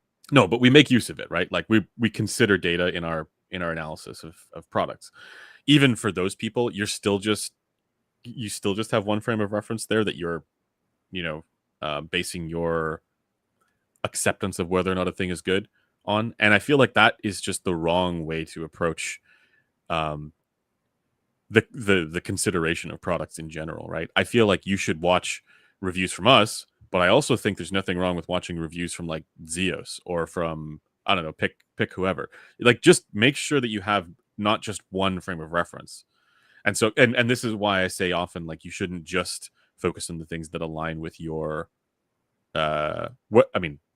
for starters, that initial thing that sort of Taryn has mentioned, a lot of other people say a lot, which is like, find a reviewer whose tastes align with yours. Okay, it's fine to have that, but I'm saying like you shouldn't just focus on that. You should try and broaden your perspectives to see, hey, maybe I actually like something else, right? Or maybe I have a different perspective. I mean, all right. So there's a question here that starts this. My position would be that people shouldn't generally watch or read audio reviews. Like that, it is a negative. You realize what this channel is, right? I would disagree. I would disagree with that, but I think. Well, no. Hold on. Let me elaborate. Yeah, go ahead. So if someone has a need, right? If someone has something like they need to buy a headphone, they want to buy a headphone, then there's a reason for them to endure audio reviews. But I don't think that it's a good thing to put out into society that people should just be consuming audio reviews on the regular. Like that seems sort of like you wouldn't be just sitting there watching car reviews or blender reviews on the regular, would you? But the same is true for people do that all the time. Freaks. Well, it's just like the nature of any subculture, right? Yeah. We're not just in it for potential products that we're going to buy. We're in it because we're curious and we're interested in this particular subculture, right? Yeah. Like there's so many I watch reviews of other people when I'm never going to buy any like the thing that that the person's reviewing, right? But I'm still going to watch the review because I'm interested in what their perspective is on that thing. Okay, we have someone in chat who watches music reviews. Do you guys ever watch music reviews? I have in the past. When I was like a teenager, yeah. Can you explain to me what made you do that? I was interested in a band, and I didn't get a chance to listen to the album, so So Okay. for me, I was young and I Before hadn't streaming listened services, right? to as much music. So hearing someone's opinion who had just objectively kind of a wider context of Mhm. where this music sat within kind of the overall genre it existed in had some utility to me. I don't do it anymore. I haven't done it since I turned like 18 or something like that. But Yeah. I understand why people do it, I guess, that are like inexperienced with that genre of music or something like that, to kind of, because a lot of reviewers will try to kind of paint a picture of the context it's residing within. You might learn So something the new that you concept hadn't is it's considered. sort of a Yeah. if you like X, you might like Y kind of thing is the utility. I think there's also like just Potentially. partially entertainment value that comes from that kind of stuff because it's related to a subculture that you also participate in. Yeah, I think that's That I think happens that's a in fair this. characterization of how people are actually thinking when they're consuming Yeah. this content. I mean, that's like for any content though, right? Like it's not uniquely like the music reviews thing. I might just watch it because I'm curious what somebody thinks about a band that I like or I'm familiar with, right? Just like, hey, what does somebody You else think are? about this? Yeah, I I'm just mean, curious. So It to an doesn't- extent, like that is just begging for disappointment. That is just begging to be like I'm just upset curious. at someone not Like, liking like something as much as you I do. don't Which care. in what many they ways, think. like looking Like, at they're- audio the file people who I- reviews is that as well. But well, the people who I watch for that kind of stuff, like, is it Adam Neely? yeah, I like that guy's stuff. He's a big. I think that's yeah, his but name. he's not really a reviewer. No, but he gives good analysis of music that I enjoy, right? Like like he's a musician giving a Yeah. musician's analysis of music, which is like Cameron not mentions so that he much sometimes reviewing. watches Fantano, and I can't stand that guy. Yeah, I also do not like that guy. Yeah. I have never encountered Anthony Fantano. Like I've never met him and I've never watched one of his videos. But everything I have heard about him has not painted a positive picture. I can't stand that guy. So not shoutouts. I mean, he's just one reviewer. He has his own taste. It's whatever. Yeah. But- Someone in chat says he's very political and controversial. Interesting. So he's like Andrew is off camera. Jesus Christ. Exactly. Dude. Exactly. Like that. Actually, they might be like indistinguishable off Oh my camera. God. Actually, That would make sense. This is. Yeah. I'm glad you're enjoying the bit. it is Yeah. fun. But yeah, I guess so. Andrew, I don't think like per what you said about people should challenge themselves to kind of de-silo themselves. De-silo, yeah. Like, I get why that's like something you would say is desirable for people to do. I don't think it's really like accurate to how people actually consume content, though. It's not, and I'm saying it should. I want it to be. And but it's also not really mutually exclusive from what I was saying. I don't Like- think it is. I'm Yeah. my target for this is maybe not where you're at with it, right? Like my target Yeah. is more the thing that that I see commonly sort of represented about find a reviewer whose tastes align with yours, so that way you have a frame of Yeah. reference for whatever. And there is Yeah. utility in that. Don't get me wrong. I'm not saying. Well, that's the thing. So like the reason I mention it is because I pretty much these days only watch reviewers I disagree with, and it's not because like I'm looking for disagreement or looking to de-silent myself. It's because they care about like showing things like comfort and how the headphone looks and how heavy it is and stuff like that, and like how it moves when you hold it in the hand and put it on a desk and stuff like that. Like I watch Zeos reviews more often than I watch like your Headphone reviews or something like that. Yeah. No, but like genuinely, because like one, you and I are talking about your reviews. I know what you're thinking. Yeah. I know what your thoughts on the headphone are before the review gets Yeah, published. no, I mean, there's almost no utility to anyone who works in this company to watching our content. Right.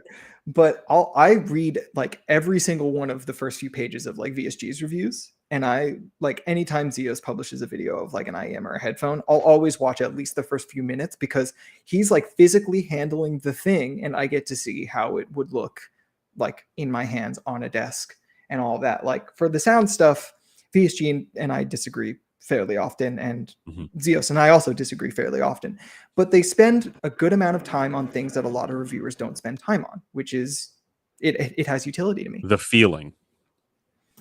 feeling is important, dude. The vibes. The vibes are important. I have a Yes, take. they are. Actually, I'd like to air a agree. take. Please. Do you know what I would like to exist in the headphone review space? Jerry rig everything. I would like someone who is equivalent to Takes- that. Like, So I absolutely want that. wait, is and it? I'm not familiar. Is this like the person who takes everything apart Yeah, Yeah. he's also the guy who takes phones and bends and them does until they that? snap. Yeah, Yes. yeah. Yes. Like, God, I wish we were that. I Yeah, also that wish would we were that. That would be based. Maybe, Hey guys, maybe send eventually we emails could do to that. our headphones.com saying you want to see us destructively tear down headphones that we review. I mean, you're literally And doing if that enough right of you send those emails, and buy products, they will let us do it. That's not necessarily true. If enough people buy, they will. That It's just that the threshold is. I said and buy products. Yeah, okay. That is conditional. It's Yeah, actually but much more about that than it is about people. But saying, Yeah, I mean, seriously, I think honestly, if there's- you just buy products and just like in the why did you buy from us note, just be like, I So would that you like can to break see shit? your reviewers take apart headphones and explain why they suck on your channel. Yeah. yeah, there's really like very little of that, if any of that. I can only think of one reviewer who's like, maybe two, who like do that fairly consistently. And they're smaller reviewers that don't get a lot of views. And yeah, it's kind of a shame because I feel like a lot of the stuff we like to harp on as being like mythologization of a lot of the things that aren't actually that magical could be dispelled fairly easily by taking a headphone apart. But we don't really do that as much as we should or can afford to. But that's also somewhat contrary to vibes. I'm not necessarily sure it is, actually. Well, there are.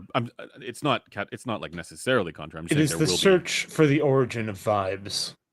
Yes. Yes, but we there dig is deeper for the origin of vibes. If you are in the business of demystifying things, which I think is generally a good thing, right? There is also a breaking of the spell that is bound to occur when the origin is discovered. If it turns out that it's just a piece of tinfoil. Yeah, but I mean, we're already in ribbons the are a business piece of of that. tinfoil. That's what I'm saying. Yeah. I mean, I think it would actually be more like people would probably like that more than they would just hearing us say, Yeah, us just talk about the measurements. The wizard is behind the curtain all the time. Yes. Yeah, but we don't. We say should show the is wizard behind the curtain. Like, I don't think we are. Like, the wizard is the three of technicalities, us. and the curtain is the misinterpretation of frequency response. We are very often we saying are the wizard is behind the continuously curtain. saying that. Yes. Like we are basically like the shitty disillusionment fucking podcast. Every single thing you think is interesting about audio is fake. Like and subscribe. Yeah. So also don't forget to buy from our sponsor, headphones.com. Where you can find all the stuff that is where there is a wizard behind the curtain.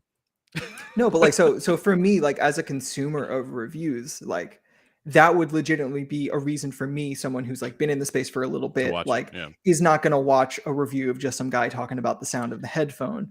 I will absolutely watch a video of someone taking apart a headphone. I think so one of the things actually that DMS and I wanted to do, we still want to do this, is actually have as part of like the analysis and the judgment about products, a sort of like a repairability index, or like a, you get what I mean, right? Like if serviceability, because there's some headphones where it's like they're very easy to just get, like A, there's replacement parts available, but B, they're very easy to actually do yourself to replace. Yep. Or like one of the things about like the Meze headphones, for example, even in their marketing material, they go to certain lengths to be like, hey, this is all like replaceable. Each one of these things is user replaceable, etc. And that should be a laudable thing. It should be something that gets attention versus things that are like, yeah, you can theoretically change, replace this, but it's going to require invasive surgery in order to do so, and it's going to cause irreparable damage in the process, and that should be scorned. Yeah.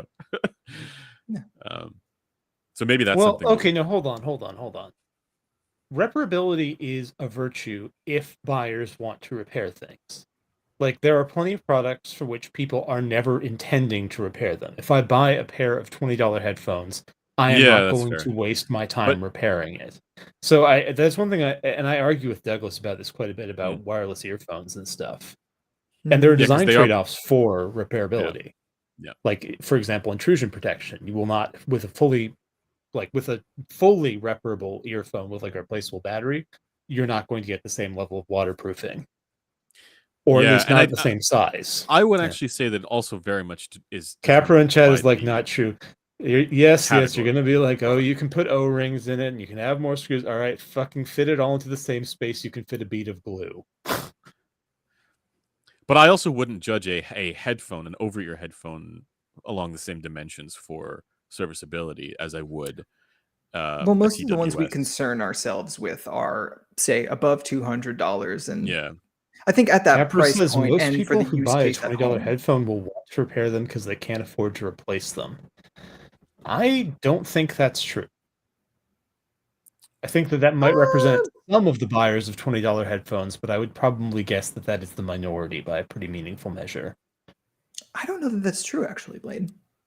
well, okay, but I think at the very least we would generally say that it is a good thing that, for example, an HD 600 can be very easily replaced, and there are replacement parts. Yeah, I mean, I think that those are headphones that people Repair, would sorry. want to repair. Like, I Yeah, think yeah. that there's Again, at there's that price differences. threshold and use case, like Yeah. as an at-home headphone, it makes sense that they would want it to last a long time, and Yeah. you know, repairability is part of that. But I also don't really care that the audience is different for that versus a Meze Elite. Like the people, I wouldn't say the customer base. audience is that different. Like No, the it's price just is about obviously different. affluence. Well, that's what I mean. That's just Yeah. saying the price. Like the people who are potentially buying that an HD6XX aren't necessarily the same people as are going to buy a Meze Elite. Yeah, I mean the use case is almost identical though. Even though the use case is identical, and so what I'm saying is I don't care about what the fact that the people spending $4,000 on a pair of headphones can also just afford to buy new headphones. I think it's useful to indicate whether or not it is repairable in either case. Useful Okay, to I want to. indicate, By the way, yes. Yeah. chat's saying I see a lot of people with cheap headphones that they want to repair. I think what you're missing is the sheer number of people who buy cheap headphones and then throw them away and buy new cheap ones. Like every normal person I know does that with headphones. They buy something that is under $50. It lasts them a year. They buy another one, and they would never consider repairing them. And there are a lot of such people. I think it might be different in other countries as well. There's though. that. Like I think in like I've seen a lot of like enthusiasts in the like Indian audio community where they like repairability is actually very important to them for like products that are around $15-$20. And for most times India that's has a IEMs, and GDP most per times they're capita of not like repairable. $2,000, so it makes sense that they would want to not waste $20. Yeah. Getting back to the topic at hand, Griffin, why should we trust your analysis of sound? I mean, for the most part, you probably shouldn't unless you're already familiar with kind of the rubric I use to judge things. And I have a take, actually. yeah, I don't know. this. I don't really think you should just implicitly trust what I'm saying. Yeah, and I think because that's my fair experience for will be different from yours. I think that's fair for everybody. That's just like that's the coldest take. It's like I have reason that people should trust me. So I just want to give my analysis or my reason people should trust some people in general, including you guys. You guys have demonstrated that you're willing to be critical of products, and not to say that that's the only thing, but this gets to that topic a little bit, where I feel like you guys have built up a certain body of work where people, if they read more than just one article or one video or whatever, they will get a sense that you guys are willing to say, hey, this isn't good if you feel it's not good, right? And I would say the same for me as well. Like we and people on our team, like Douglas as well, willing to say it like it is, and it's, you won't necessarily find that in any individual instance of a person's work, right? But over a certain amount of it, you will get that sense. Otherwise, I don't know why we would have folks on the team who only say things that are positive and gloss over negatives. Or only say things that are negative. Like if Yeah, someone is exactly. Like uniform you in have to their be. ratings, they are useless. Yeah, you have to give like a fair and balanced like judgment of a thing, and I think over time, if you build up enough, because you can't, I don't think you can say anybody is trustworthy at face value. You shouldn't trust people just based on things like your initial sense of them, right? You should. Yeah, It's based something on that their you have to build up credentials. over time. Yeah, you have to build up Yeah. over time, and it's based on what they've demonstrated in terms of what they're saying about these things. I have two broad reasons that one reason that everyone here is probably at least somewhat of an asset to listen to, and one reason that people should listen to me specifically. The reason that everyone here broadly should be listened to is that we have the privilege of having heard quite a lot more headphones than most people. Like, we have fairly broad perspectives of the actual state of the industry. If someone is a reviewer and they haven't heard, I mean, like, there's a dozen plus decent headphones between $200 and $2,000, right? And saying that itself is something that'd be controversial to a lot of people. Listen, I know that's charitable, but there's probably at least 15. Anyway, what I'm saying though Sure. is we have heard many of those, right? Like, we've heard most of those, and we've heard a lot of the shit ones. But if someone just, comes into the hobby and the first thing they put on their head is an LCD 2CC or something, or they're a reviewer who's never heard a HD 600 and HD 800, any of the hi-fi mans or open odysseys or whatever, they could put something on and be like, yeah, this sounds great to me. And the thing is, they just don't have the perspective of what the alternatives when you have that much to spend are. I think So that EQ is also does some work there. Oh, sure, Like, sure. But you see what I'm saying, though, is like we Yeah. have some reference frame, which is something that puts us above the baseline of just random guy off the street. Mhm. Yeah, again, However, the more pressing... Oh, sorry, go ahead. No, go ahead. I was just going to say, it kind of brings it back to the whole, like, why would someone watch a music review thing? It's really mostly useful in that they have a context of what is surrounding the product they're reviewing that could be helpful to the person watching. But go ahead. The more pressing reason that they should listen to me is, as demonstrated by me wearing the trophies of the defeated, I will physically attack them if they do not trust me. So this is not, in fact, a argument. This is simply a threat. That's actually, knowing Blaine. Yeah, that's true. That's not true. Blaine acts tough. Blaine's a soft. No, he regularly tries to karate kick me and threatens me with knives. Well, you clearly let me be it. honest with you, Andrew. If I wanted to, like, for one thing, I practiced martial art where I had to learn how to stop just before hitting someone because they made us do a bunch of non-contact sparring. And if I wanted to kick you, you would have broken bones. There you go. You see? This is what I'm saying. This is what I am threatening you. If I want to harm you, you will be harmed. Yeah, that's what I'm saying. Like Blaine stops just short of physical maiming of his victims. Yes. And I have no reason to doubt that he could easily do that. Cameron says, like this video or I'll punch you in the throat. Yes. Everyone now should like this video. And also, in the next month, if you do not make a purchase from okay, headphones.com, you've done this. All right. Let's move on. I think that's that. Made us all go away. All right. Recent impressions of products first, and then we'll get into music. The main ones for us, I think, is the KE4, which I'm using right now. Griffin, do you want to go first, or no? Do you want to do is it Sogno or Songno? I'll do. I think it's Sogno. I have no idea. It's Italian for dream. Okay. Oh, okay. Then it is probably Sogno. Yeah. So I got this from Shenzhen Audio. Shout out to Shenzhen Audio. Listened to it for a bit. I think the real interesting thing about this is that the unboxing experience is quite nice. Very good job with their these are all cases with 3 sizes of ear tips in them each. So there's 5 different kinds of ear tips, which is frankly a crap load. And then you get this nice case with it usually comes with the IMs nicely presented in a little foam block, but I've already used this and took the foam block out. And there's the IM. Nice looking. I remember that from very nice looking. Yeah. Very ergonomic. The cable's modular, so it has swappable terminations. Comes with 3.5 installed. Comes with It's now broken. 3.5 installed, and then 2.5 millimeter and 4 millimeter choices there. That's the good stuff. Unfortunately, I was not a fan of the sound. It is pretty much. Okay, here's a just, question. Do you think I might be? No, no. I mean, you and I are both fairly outspoken about disliking Harman's in-ear target, and it is almost exactly adherent to that target.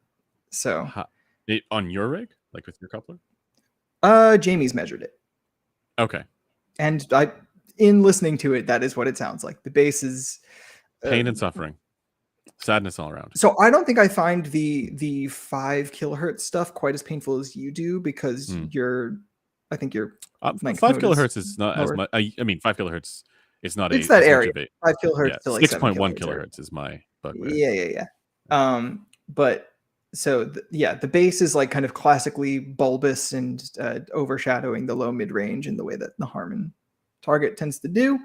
Upper mid range is fine. It's just too much versus the lower mid range again. Mm-hmm. And then has that kind of lower treble grittiness, glare, crashiness that. Okay. So, but we'd say for old meta enjoyers, this would be a good. Yeah, if you like the Harman in-ear target and want something that looks pretty, comes with a bunch of nice accessories, and is very comfortable, feel free. I think it's like $300. Is it? It's not $300 for or $400? Yeah. I think it's $300, $299. $399, $299. Let me check. I thought it was $399. Oh, there's literally not even a store page. Yeah, $399. Jamie says $399. Thanks, Jamie. $399. 5K is $399 is a bit much. I don't know. 5K is one of the worst frequencies. I would say it's up there in the top 3 worst frequencies. I would say in terms of how IEMs and headphones are traditionally tuned, it is very often a problem frequency. Yes, I would agree. Yeah, but I don't really have much more to say about it. I did not enjoy the sound enough to listen for any protracted period of time. Yeah, it was a bit disappointing because the comfort was excellent. Yeah, but I always think when I hear this, it's like, okay, I probably won't like it. I'll try it, right? But for the people who for Harman gang, right? For Harman IE gang, and old meta gang, it might be a compelling competitive package, right? Good accessories, lots of stuff. Yeah, and I get a little bit of I don't want to say hate, but I get a little bit of consternation from people online for No, it's hate. I mean, no, because I think this is still going to be something that people will like the sound of, but it keeps them up at night. The fact that they're just it's sitting not that there. at all. No, it's from people I would consider friends. Okay. But there's a little bit of consternation about how fixated I am on that not working for me, and by proxy, me thinking that like they should probably take a chill pill on like releasing IEMs that are just consistently tuned to this exact same target, which I still hold that opinion. That is still very much so my opinion, that we should like slow down a little bit and start courting different options. I understand why they do it. It makes money every time they sell something tuned to this, so whatever. But yeah, I just think there are enough products tuned like this. Like, I think the royal you, the community at large, are spoiled for choice. There are so many options tuned basically to within 1 decibel of this IEM as it currently exists, that like I don't know what really is the difference maker that would make you choose this over anything else other than the accessories and the comfort, which is why that's what I focused on. I feel. Did Blaine just go to the bathroom? No, I don't know.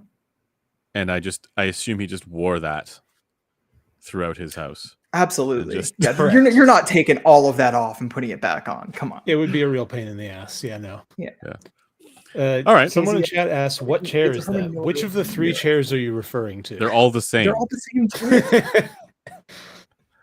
They're Herman Miller Miras, the first one, not the second. This one is the what's this one? This is the steel case gesture. Yeah, it's okay. I was going to give impressions of this. This is the KE4. from Kiwi Ears. I would also like to do that, but you go first. Yeah. In contrast to the Songyo Harman IE thing. Oh, was that like pinched fingers? Yes. In contrast to that, the KE4 is delightful. It is very well tuned. It's not perfect, and you and I will probably have a review of this, Griffin. Yes, we will. Like 5 people watch this. But it's probably the IEM at $200 that I would choose today. It's definitely the IEM I would choose at $200. It's not really that close. It's very comfortable as well, which is something that I was worried about because Kiwi Ears stuff in the past has not fit me well, has been ergonomically poor for me. And I would still say it's not perfect because then the back sort of nub in here does hit like one of the ridges of my ear a little bit, but it's nowhere like near where as the aggressive. serial is printed. Like Yeah. the C, yeah. Yeah. Why that. do you say poor like it has a diphthong? What? Poor? Because he's Canadian. Yeah. Poor. Poor. Poor. Yes, it's the same reason he says sorry instead of sorry. Poor. There's two O's in poor. It's poor. It's poor. You say it like it's spelled Pore. Correct. Poor. That is the correct way to pronounce it. It's false. Poor. Pore and Poor are homophones. Yes. No. This is false. Anyways, so it's but this one is very comfortable, much better than the other Kiwi Ears ones. As far as the sound quality, my criticism is that this is effectively a new meta-ish IEM, but it's not actually fully there because the bass level is just way too much for what the tuning for this should be. Stop reading it. I saw what you read, Blaine. And yeah. So what happens when you go for a tuning that is with this sort of like new meta style tuning where you actually have mids that are based that are a little bit more of a good fit with human ear canals, let's just say, is that with lower ear gain, less ear gain that sort of comes with that, it makes it so that it's the overall presentation is a lot more sensitive to bass level, and when there's too much bass, it can make the bass sound a bit sort of pillowy and poofy, in contrast to where the rest of the upper mids, treble, that kind of area is, and it kind of overshadows the goodness.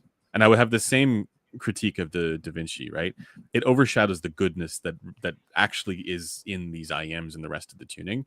Such that it makes it so that you're not able to fully appreciate what's actually there. That's my main criticism. And I would say if we're not in a place yet, I mean, Griffin, you and I have talked about this, but like for the community, we're not in a place yet where we can say definitively that new meta is just now a price war to the bottom, because we're kind of still dealing with some of the hangovers of the old meta and the base level that existed in the old meta. And the treble level. New meta, old meta. Don't worry about this. Don't worry your little head about this. This is an IEM thing. Cursed. But basically, yeah, we're still dealing with the base level from old meta that was sort of counterbalanced by the extreme ear gain, and then it's now just being slapped on to these more relaxed presentations in IEMs. Yeah, that's my assessment. But it's good IEM though. I would buy this. Yeah, honestly, like I'm willing to say this kind of slaps. Like it's awesome. Yeah. For like $200, the fact that you can get something like that is both comfortable, which is a huge thing that like most of the meta adjacent things have been, comes with a decent cable, is vented at least somewhat. By the way, did you have any issues with the you don't have the flex issues either, do you? There was like one occasion when I heard it, but right now I put it in and it's fine. I don't hear it. Yeah, I didn't get any issues. So like, I don't know if it was just Crin's unit, but I have not had a single driver flex issue with this the whole time, which is huge because I was really worried about that. Yeah, but the mid-range tuning is exceptional. I mean, it's a bit warm. The ear gain rise is even a little bit later than like the baseline we closer use. to 2K, I think. Yeah. So it is a little bit kind of like diffuse and soft in the way that some people 800 is diffuse and soft. I would actually say the mid-range presentations are actually kind of similar in that it's just like a little bit warmer than it might look on the measurement because there's a slight bit of extra low mid range and a later ear gain rise. Now, what it doesn't have is like the forward, like super forward treble of like an HD 800, and it has quite a bit of bass. I would say the bass level is like, I think where most people who are used to the presentation IEMs have would find it's like right down the middle. But I think for this kind of mid-range tuning, it definitely needs less bass to sound balanced, because right now it is definitely, as you say, overshadowing the warm and kind of enjoyable mid-range. The treble is not great with anything but the stock tips. So the flex tips that come stock with these, they have like a little, I don't know if you can see, they have like a grate in there. And I think that does do something. They're also kind of like a spring tip in that the bore like kind of, or the core kind of collapses based on like you're putting it in, and then it kind of pushes itself out a little bit. So be aware of that, because it does kind of like change potentially based on the seating. But the treble is kind of like a U shape. There's a little bit of 4800 hertz, something like that bump, but nothing egregious, I guess. I feel like once you cut the upper treble, which is 3 to 6 decibels boosted for me, that 5K does come out. Yeah. What's up? I also cut the upper treble on this one. Yeah, I mean, there's definitely some extra there. And when you cut that, the lower treble thing does become a little bit more apparent as well. But that said, as an overall package, again, for $200, where really the only complaints I have that stop me from like using it without EQ are just a little bit too much mid bass. Like, it's really damn solid. Like I was using this basically all of last night just for like general internet things, like watching YouTube videos and talking to a friend. Pornography. No, I was talking to my friend Janice, actually, who lives in California, and it was her birthday yesterday. But I absolutely loved it for that. And the fact is, like, I don't have an IEM at home currently with this level of mid-range tuning and comfort and venting and a decent cable. And it's like less expensive than all the IEMs I have here too, except for like the DT200. So it's an easy cop, in my opinion, if you're into like the whole new meta warm mid-range thing. Yeah, but we'll have more for the review. We'll have more. Someone says curious how it compares to the Quintet. This is significantly better. Quintet so is... I would say the Quintet was actually a little bit of a sleeper when it came out. Like, I actually quite liked it. Your unit was different. So my unit was the most Harman. Yeah, your unit was just Harman. I would not have liked that. But mine was like basically like a Mega 5 EST in the mid-range. Okay. And then with like a little bit more low and upper treble. But I thought that set was solid for, like, again, it was like around $200. This smokes it. This is like way better across the board. Like the bass is, it's still a little bit much for me, but it does feel like it has more of that kind of rounded punch to it. I do want to say, because the mid-range is warmer on this set than the Quintet, people might have the opposite impression, where because it's lacking that kind of clappy quality to like the front end of transients, because of the warmer mid-range, they might find it less dynamic. So, take what I say with a grain of salt there. But the mid-range, I do prefer this to the Quintet, where this is like more decisively warm and kind of focused on not being in your face, where the Quintet still had a little bit of like 1 kilohertz heat to it and a little bit less low mid-range than I like. I would say the treble is also probably more polite on this set. I found the Quintet to have a weird thing around 10 kilohertz that this thing doesn't have. And then it also had like extra 13, 14K and then a little bit too much lower treble. So I would say I prefer it across the board. Ergonomically, they're fairly similar. The Quintet might actually be a little bit better. Don't quote me on that. I haven't tried it in a long time. What do you think? Do you remember how the Quintet shell was? Yeah, it was this. No, I don't. Because it wasn't like the Orchestra Light, where it was like really big chunker. It was more of like if I remember correctly, it was almost like more of like a metallic kind of shell. It was. Well, the faceplate was. Faceplate, I mean, yes. My quintet also, one side of it went mega distorty and failed. Oh, So that's got it. why, yeah. This one also has higher harmonic distortion than is typical for IEMs, I would say. Not to the point where you're like concerned about it. I haven't heard any issues. I haven't heard. Yeah, but it is. It's one thing I looked at and went, okay, that's something. Yeah, I would say the region where you see that behavior is basically a region where no one would ever be boosting with EQ. No, And you would I not. don't- That's the thing. That Yeah. like this is not one where like I do boost at 2K by a little bit because I kind of like to, or maybe 2 point something Was the issue at 2K though? I thought it was like for the distortion. an octave lower, and then like that The whole entire 200 to 100 hertz. It's like the or whole 200. thing basically. Oh, really? It just depends on what level, right? Hmm. Because like 100 dB was like typical-ish, just a little bit higher. As soon as I mean, went to that's also 105, very loud. Yeah, but as soon as I went to 105, it went all kinds. Like 105 is like you don't want to go there. Yeah. Because it was high order stuff like crazy, right? But this didn't exhibit the characteristics of like with the Eris, right? Where the Eris had that really high harmonic distortion problem, and and even the quintet, my unit that went all fucky on the one channel, you can tell when there's like an unhappy driver or unhappy something is unhappy in it when it's like really high order harmonic distortion. So those are the ones where it's like it's audible even if you're just listening to like spoken voice or whatever. But this one doesn't have any of that. You can't hear any of that. So I'm fairly confident that it's gonna be just fine for people. Diego asks, what adjustment would you make to the bass? So I did make an adjustment to the bass. Yeah, that's why I figured it was worth asking while we're talking about I it. reduced by about 3 dB, fairly wide Q around 100 hertz. Oh, with the peak filter. You could do it with the shelf filter. Yeah, shelf filter works because it's like right in the Harman spot. So like you can just use a Harman shelf and kind of cut it, and the shape remains intact. Peak because I'm experimenting with slope versus shelf. Right, so, that makes sense. But yeah, I would recommend it with the shelf filter down. Yeah, it actually helps generally with that sense of the dynamics, right? Because it doesn't affect. Yeah, no, absolutely.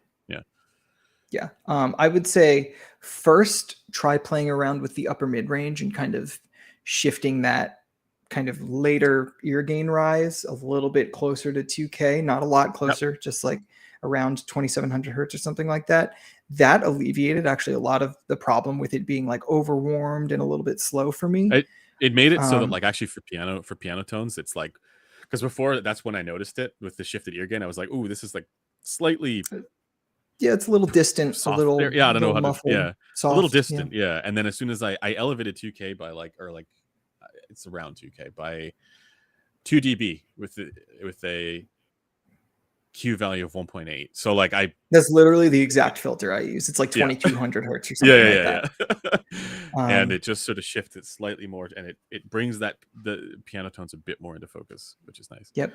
Yeah. Transient, everything just kind of comes more into focus.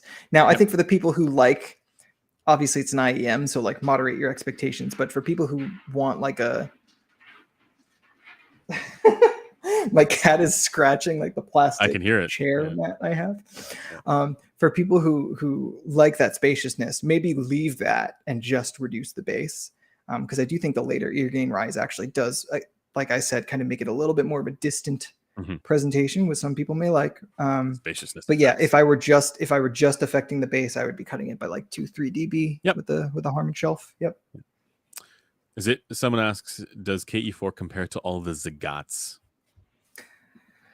I have not I've never heard any of them. Liked. I can't say I've been particularly interested. Really awful, the ones that I heard. Yeah, I don't know. So like they're a brand that I think is under the Linsole umbrella, and frankly, it seems like they're just like collaborating with everyone, which is like cool, but I don't know. I don't know. I'm not especially interested in any of the stuff they've come out with so far. Okay. All Should we move on to Blaine? Did you have any recent impressions of anything you want to share? The recent impressions of driving at 4 a.m. out to Vancouver. Yeah, and then back when I got home at 1. But no, I Jesus really haven't Christ. listened to any new. I mean, I've got a whole bunch of new headphones to fix, so I'll probably have impressions next week once I do some of that, but not now. Okay. Music that you guys have been listening to lately. Can I go first? Yes, please. It's going to be mostly you because I've been in the Blaine and I have been in the land of you guys have been busy. Okay, well, I have two main things I've listened to. One of them is just a single. It's by this guy called The Dare. It's not a new song by any means, but it's one I got recommended by my partner. So The Dare is a producer based out of, I believe, New York, who got tagged by Charlie XCX recently to work with her. So it's electronic music, kind of like club vibe. The song is called Girls. It is explicit, so don't listen to it around your mom. But it's a bop. It has a really fun kind of saturated synth sound underpinning the most of the arrangement, and very almost like LCD sound system kind of vocal delivery, where it's kind of plaintive, spoken, but also he kind of sounds like a scumbag, but it's in a charming way. So I really like that. And also, the other thing I've been listening to. What's up? Like Blaine. No, I'm gonna put the name in chat. The song yes, is called "Girls" by The Dare. And then the other thing I've been listening to a lot is the new Tinashe album. So I don't know if you guys have heard that song "Nasty." That has been, I think, relatively popular on TikTok. I don't use TikTok. There have been some memes that have. You're speaking language we do not understand. Yeah, fucking old heads. Anyway, so the album is called Quantum Baby, and like the first, honestly, it's a short album. It's like only 8 songs long, and it's kind of like bangers all the way through. There's maybe like 1 or 2 skips.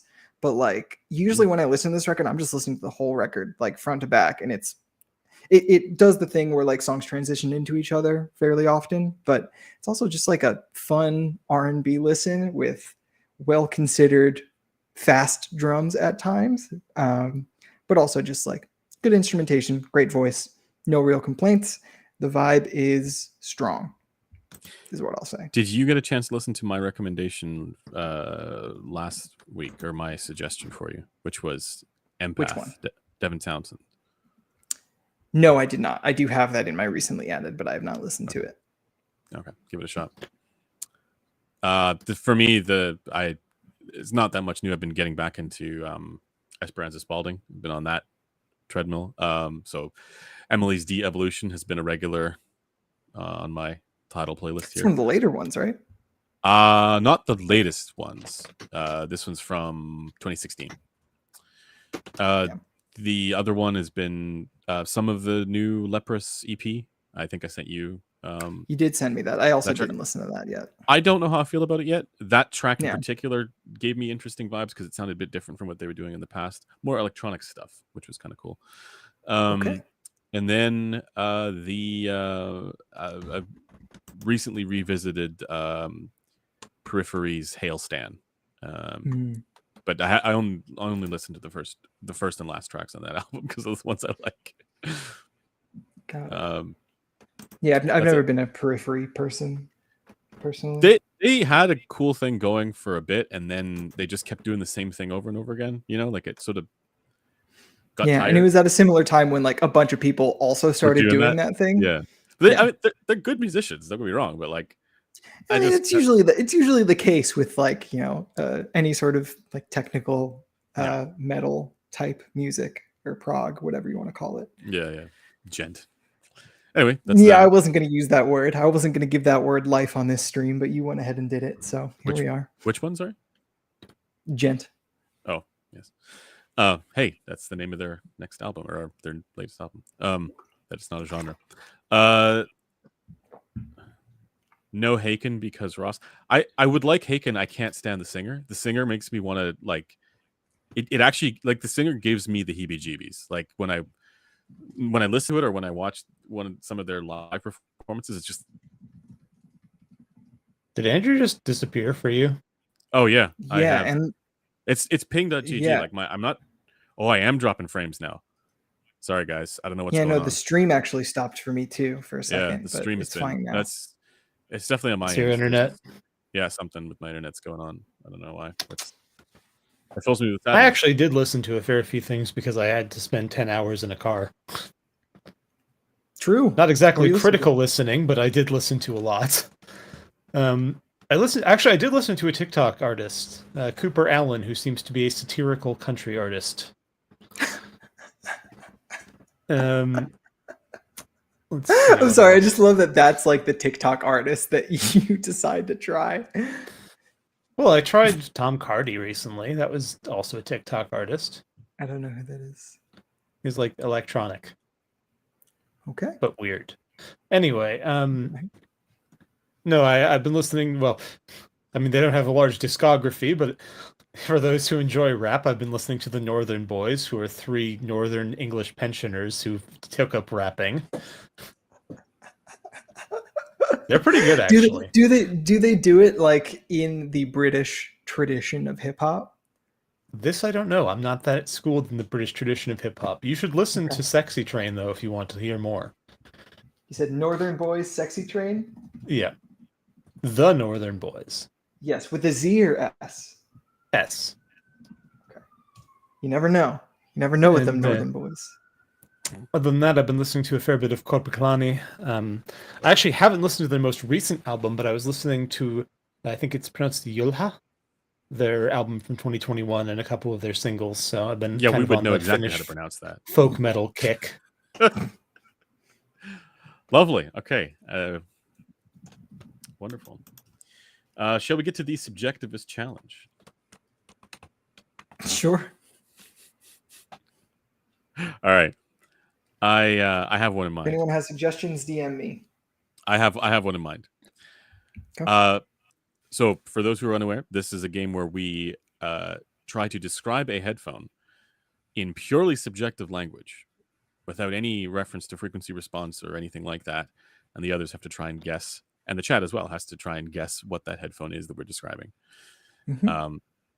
So we rely on suggestions from folks on Discord, but also if we just think of one. So the one that Nobody ever suggests me anything on Discord. It's fucked up. Yeah, it's actually usually just Griffin. So I'm thinking of a headphone right now. Mhm. This is a headphone that actually has for its wideband balance. I can't use that language. No. Yeah, what are you doing? No. Okay, this is a headphone where it has a very strong sense of texture and detail and tactility. It is a headphone. that yeah. So obvious, I wonder what dude. put that in mind. Yeah. Okay. Okay. I'll do one. This is a headphone that I think most people would say is like among the more dynamic headphones in its price range. I always found that a problem with its presentation was that it was a little bit narrow, a little bit kind of like you're looking down a hallway. Sorry? Clear? No.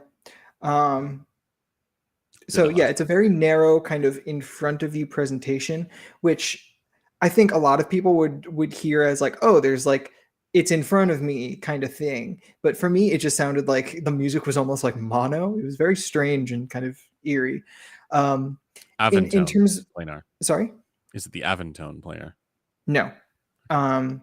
It's one of my favorite looking headphones of all time. Actually, I think the colorway that they chose for it is exceptional and should be used on basically like so many other headphones. Unfortunately, I think it is discontinued now. And it's not necessarily a headphone I found worked for me ergonomically. Is it over ear or in ear? Over ear.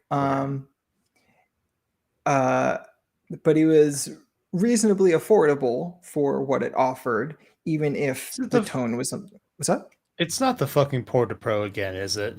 No. T50RP. No, I can give you No. guys a hint. It's a closed back headphone. Okay. Closed back. Yes. Is You this liked the colorway. Love. Is the colorway. manufacturer Japanese? No.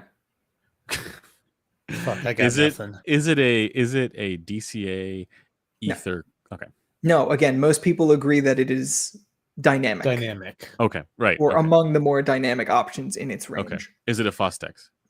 No. Oh wow. It's one of the focals. It's probably the Radiance or something, or the Celeste or one of the other fucking weirdos. Celeste. It is the Celeste. Celeste. Oh yeah, right. Yeah.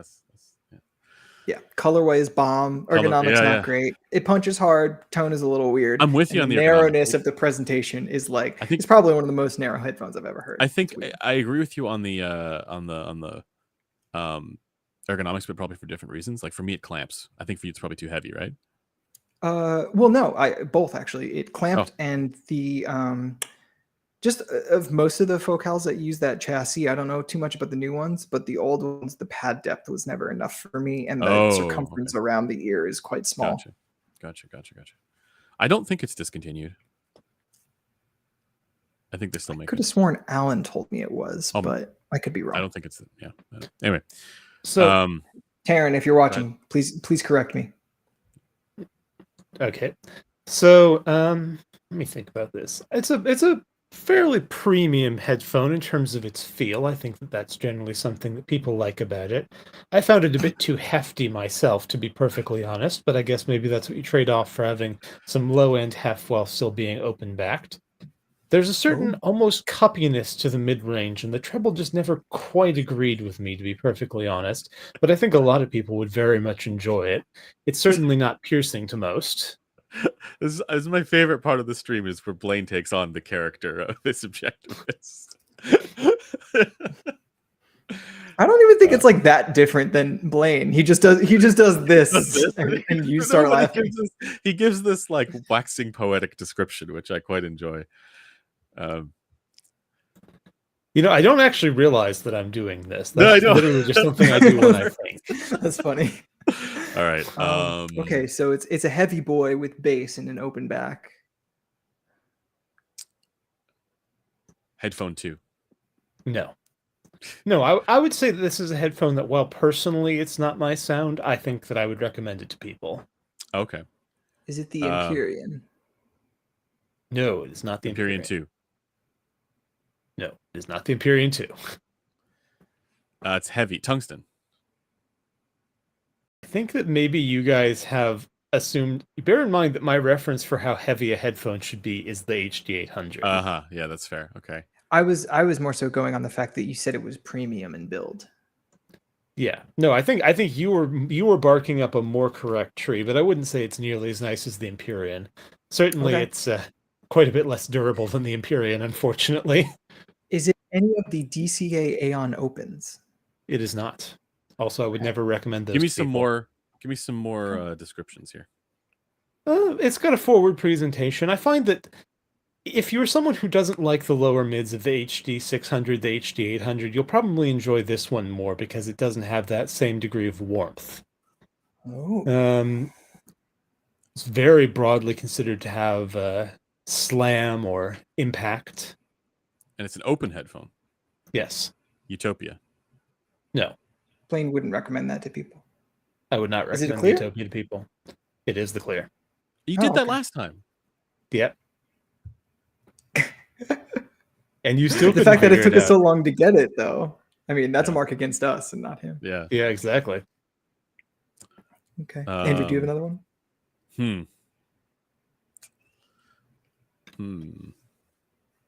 Okay. This is a headphone that I wouldn't say it is particularly well renowned for its detail capabilities. However, it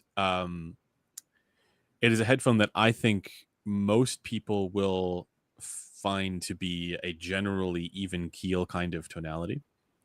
Okay. It is a headphone that has, at least to me, a very good sense of instrument separation and distinctness. Structural definition for the images is very good. It's a headphone that I think it's also not one that I would personally say is particularly dynamic, but I think people Would you say it's comfortable? No, but it's not overly heavy. And it's a headphone that has had some revision over the years. Hi-Fi Man Some Sandara? revision. Yeah. You got it. Okay. Yeah, that makes sense with your description. Yep. It's interesting that you said it's not particularly detailed, though. I feel like I would actually describe it as mildly blunted. Oh, mildly. But it, yeah. Okay. Yeah, I still haven't heard the 2020 version. I've only heard the older version. Oh, the older version. The older version was just a bit shouty. Yeah. I got one. Go for so it. It's I have one after. kind of a perennial, or at least it was, a perennial recommendation for people at a certain price point. It's got a sort of a warmish sound, but I've heard people complain about the treble at times. Personally, I always felt that its greatest sin was that it's just kind of a veiled sound, to be frank. There's not enough of that forward presence that you might expect from other models from the same manufacturer. And frankly, the bass extension is very poor.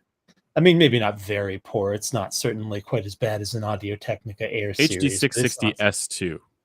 No. It is not an HD 650. No. 6XX. Okay. No. Worse bass than those. Okay. And more veiled than those. Worse bass than those. Yes. Grado? This is a headphone that I could actually see recommending to somebody, so no. 18 no. They're very proud of one of the technologies they have with it, which is quite silly to me because it basically just amounts to having a little plastic bump in there. That's subjective language. That's no, but it's one of the Sennheiser HD5 series headphones. The 518. I was thinking of the 589 or 98 actually, but / 99. The mids on those is just they're not quite right. It's like it sucks out a little bit too early. Right, man. Yep. Yeah, yeah, I don't know how you would phrase Speaking it, but like the ear gain rises late and it just has like a I don't know, crashy grating quality to it that I don't like. Yeah. Speaking of the 518, someone in chat said 595. That is absolutely the same headphone. It's fine. You won. Yeah. Almost. Yeah. You got another one, Griffin? I do. Yeah. Okay, so this is a headphone that when it came out, people I think were very excited for because this brand had never done something quite like this. And then the hype for it died fairly quickly. HD 820. No. Brand never so done. In terms of the way it actually sounds. DCA Voce. No. So the way I would describe the sound is slightly thin, lacking in bass, with a mid-range that could be good. In fact, could be great. But the fact that it's so lacking in bass really does kind of it is the limit E-Stat. it. I forget the name of it. Yeah. What's the name of it? Carbon. Carbon, yeah. I was about to guess Shangri-La Junior. Oh. But they've done E-Stats before. Well, so the Hi-Fi Man has a weird history of E-Stats because they didn't. HE Audio did the Jade, and then Hi-Fi Man didn't for a long time. Then they did the Shangri-La and the Shang Junior, and then they did the Jade too. Yeah. So are just you turning your head and me seeing like more of the situation you've got going? It looks like a helmet of some kind. I gotta be honest, dude. You've been doing this for like 2 hours now, and I just gotta admire the commitment. Respect. It's very heavy, and honestly, I'm you know what the worst part aware. is? The ones that Andrew snapped the ear cups off are just digging into my shoulder blades. Nice, deep tissue massage. Yeah, it's we very suffer for art. Yeah, I'm trying to think if I have another one. I don't, not off the top of my head. I'm like looking around at stuff. I'm trying to think of because I've already done everything pretty much off my wall, so I'm having to think back to the before times. All right, no, I've got this one. Okay. So this one, is a headphone from a company that I personally hate, but not originally for this headphone. Although after I heard this headphone, I hated them for it. It is the woolliest headphone that I've ever heard. There is no definition whatsoever. Audio From Quest, perspective of Night Owl, Nighthawk. yeah, you got it. We've done that so many times, dude. Yeah, we No, have. no, done we that. did that once, and I didn't do it. Okay. All right. Well, have you heard this though? No, you didn't show it to me. Oh. I was up there. Oh. You could have. I could have, yeah. Okay. I have one. Okay. This is a headphone that is considered by many to be one of the better values at its price range. It is a headphone that extends well, or I guess I can't talk about extension, but it is good Tell for me of both. the bass. How is the bass? Is it impactful? So I wouldn't say that it's particularly impactful, but it is tight, controlled, and tactile. It is a headphone that also has a bit of treble spiciness to it. Odyssey LCD 2. Nope. I wouldn't say that this headphone is particularly dynamic in that sense, but it is quite good at instrument separation again, and also reasonably detailed. It's got a good sense of soundstage, lots of a good sort of spaciousness about it. Is it Edition one of the XS. Eons? No and no. Sorry, what did you say, Griffin? Edition XS. Yes.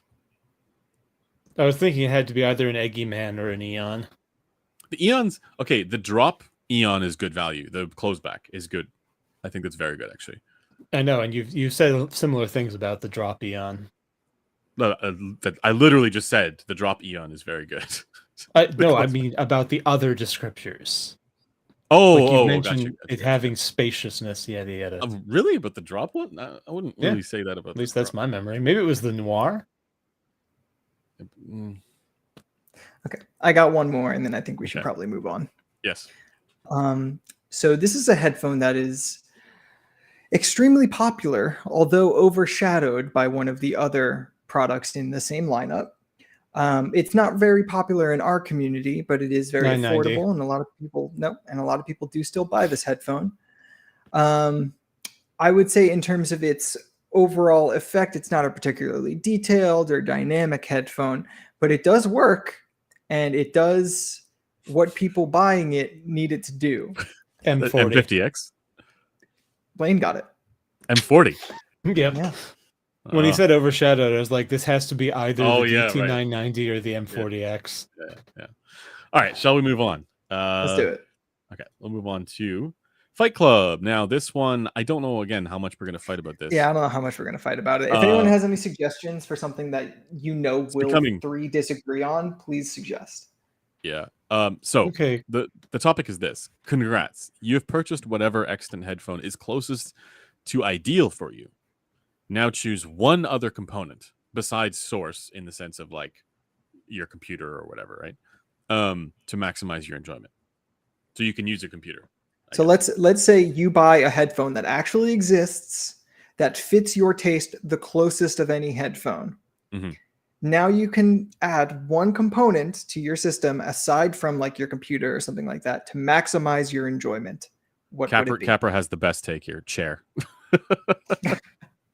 I mean, I something have a related stupid, to the headphone. Wait, do we I have a include stupid one that probably would win if you actually blind tested it.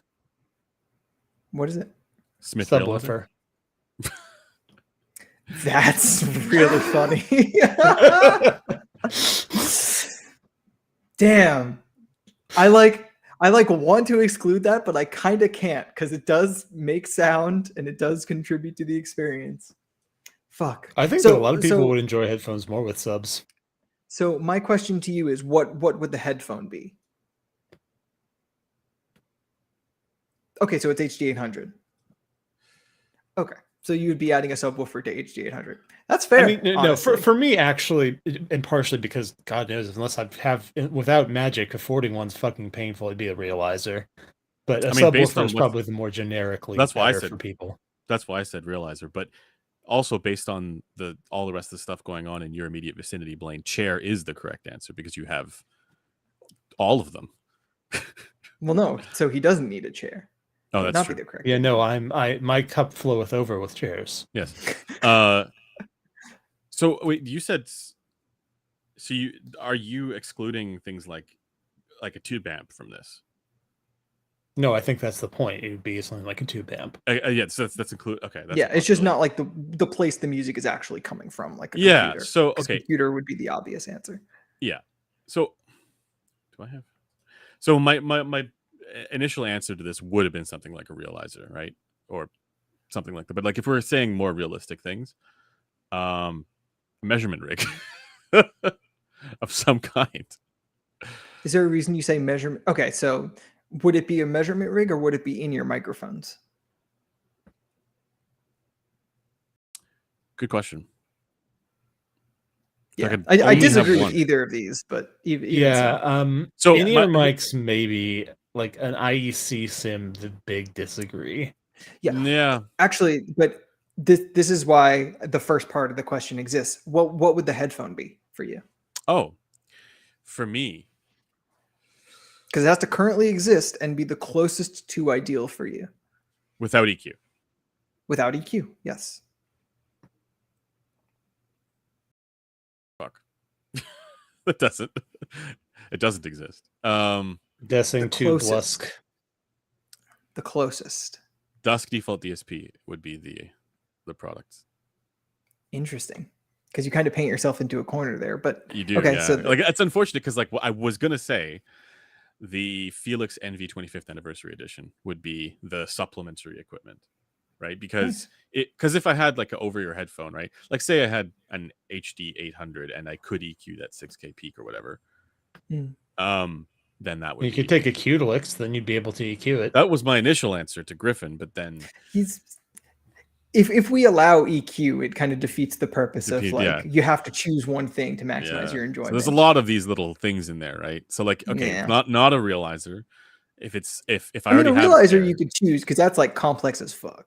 Like that's also the realizer not comes just with near mics, so I've already beaten Andrew on that one too. There you go. So okay, but like if we're talking about like products, the things that people are like legitimately considering, it would be something like a 25th anniversary Envy. And the headphone would be something probably ideal headphone. Yeah, man. Yeah. Over it's hard because it's probably an HD 600, right? But then I also think about like, okay, but the HE1 exists, you know? And that's a nice headphone. I like that headphone. So Andrew's ideal world, I'd like to point out, is him being the guy on Headfi from 20 years ago who had the HD 600 and the $20,000 tube amp. No, I'm not saying that. I'm saying the realizer, but like legitimately, I think what people are wanting an answer for is something like what sort of tube amp would you do, right? They want that answer. So like I wouldn't do that because I would choose the realizer, and my headphone of choice might be something like an HE1 or a Susvara, right? I could say a Susvara and but like it's really between those, right? Like Susvara and a 25th anniversary edition Envy might be what people would want, but I think in reality I would choose a realizer. I could choose anything. Okay, so wait, so you would choose the Susvara over the HD 600 for the headphone, right? Yeah, probably. If I could get without that EQ. Susvara. If I could get that Susvara, yeah.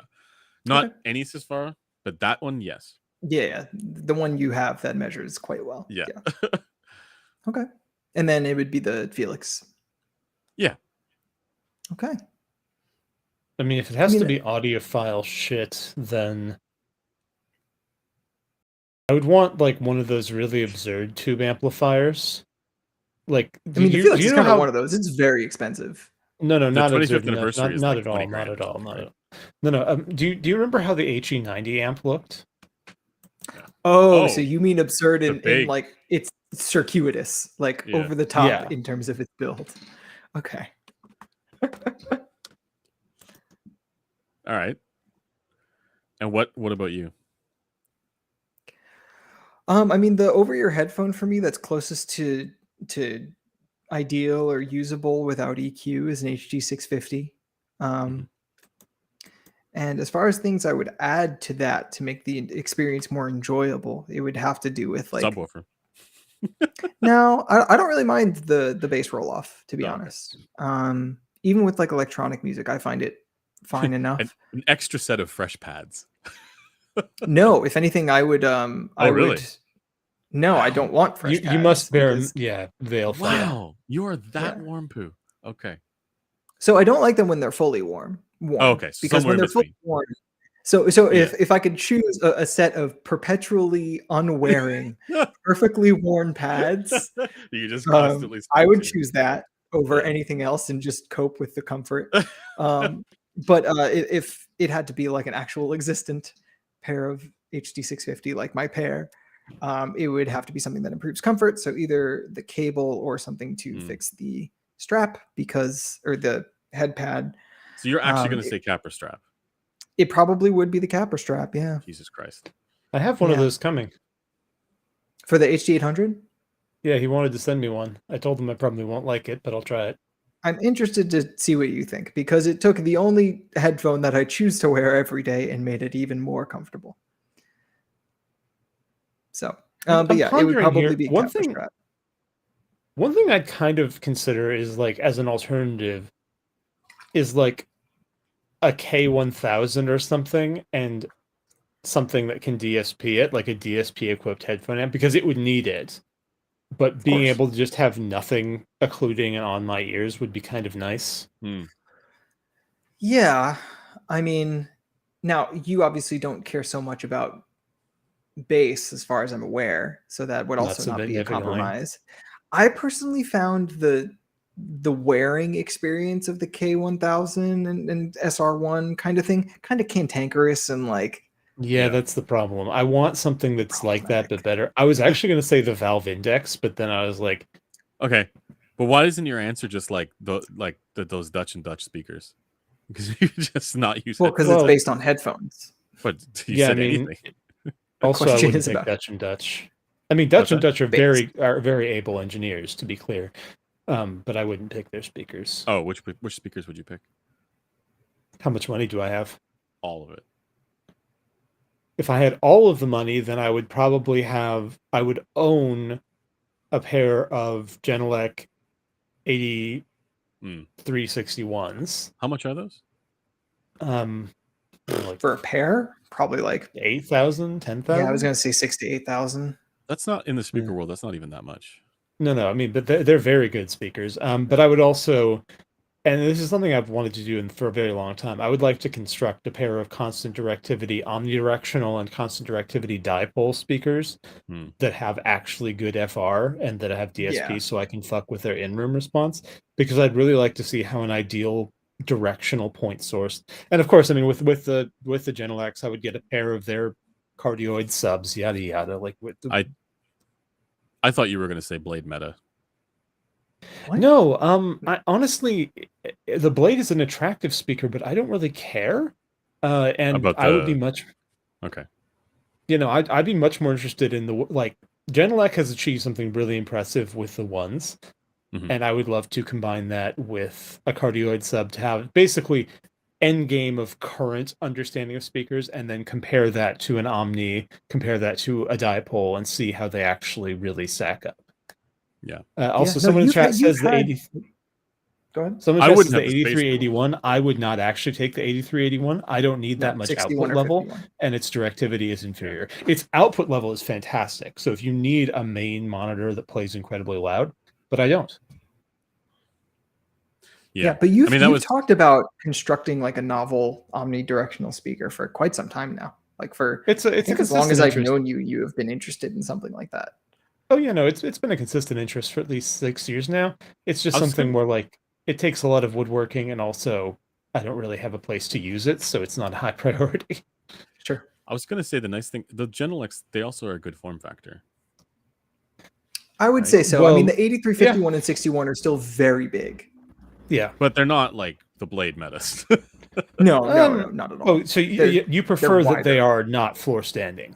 That's my, and I don't think the Dutch and Dutch ones are either. They're no, almost no high end studio targeted thing. Yeah. is going to be in the forced any form factor. Archie says, never cared for Genelex and I'm Finnish. You are a traitor to your country.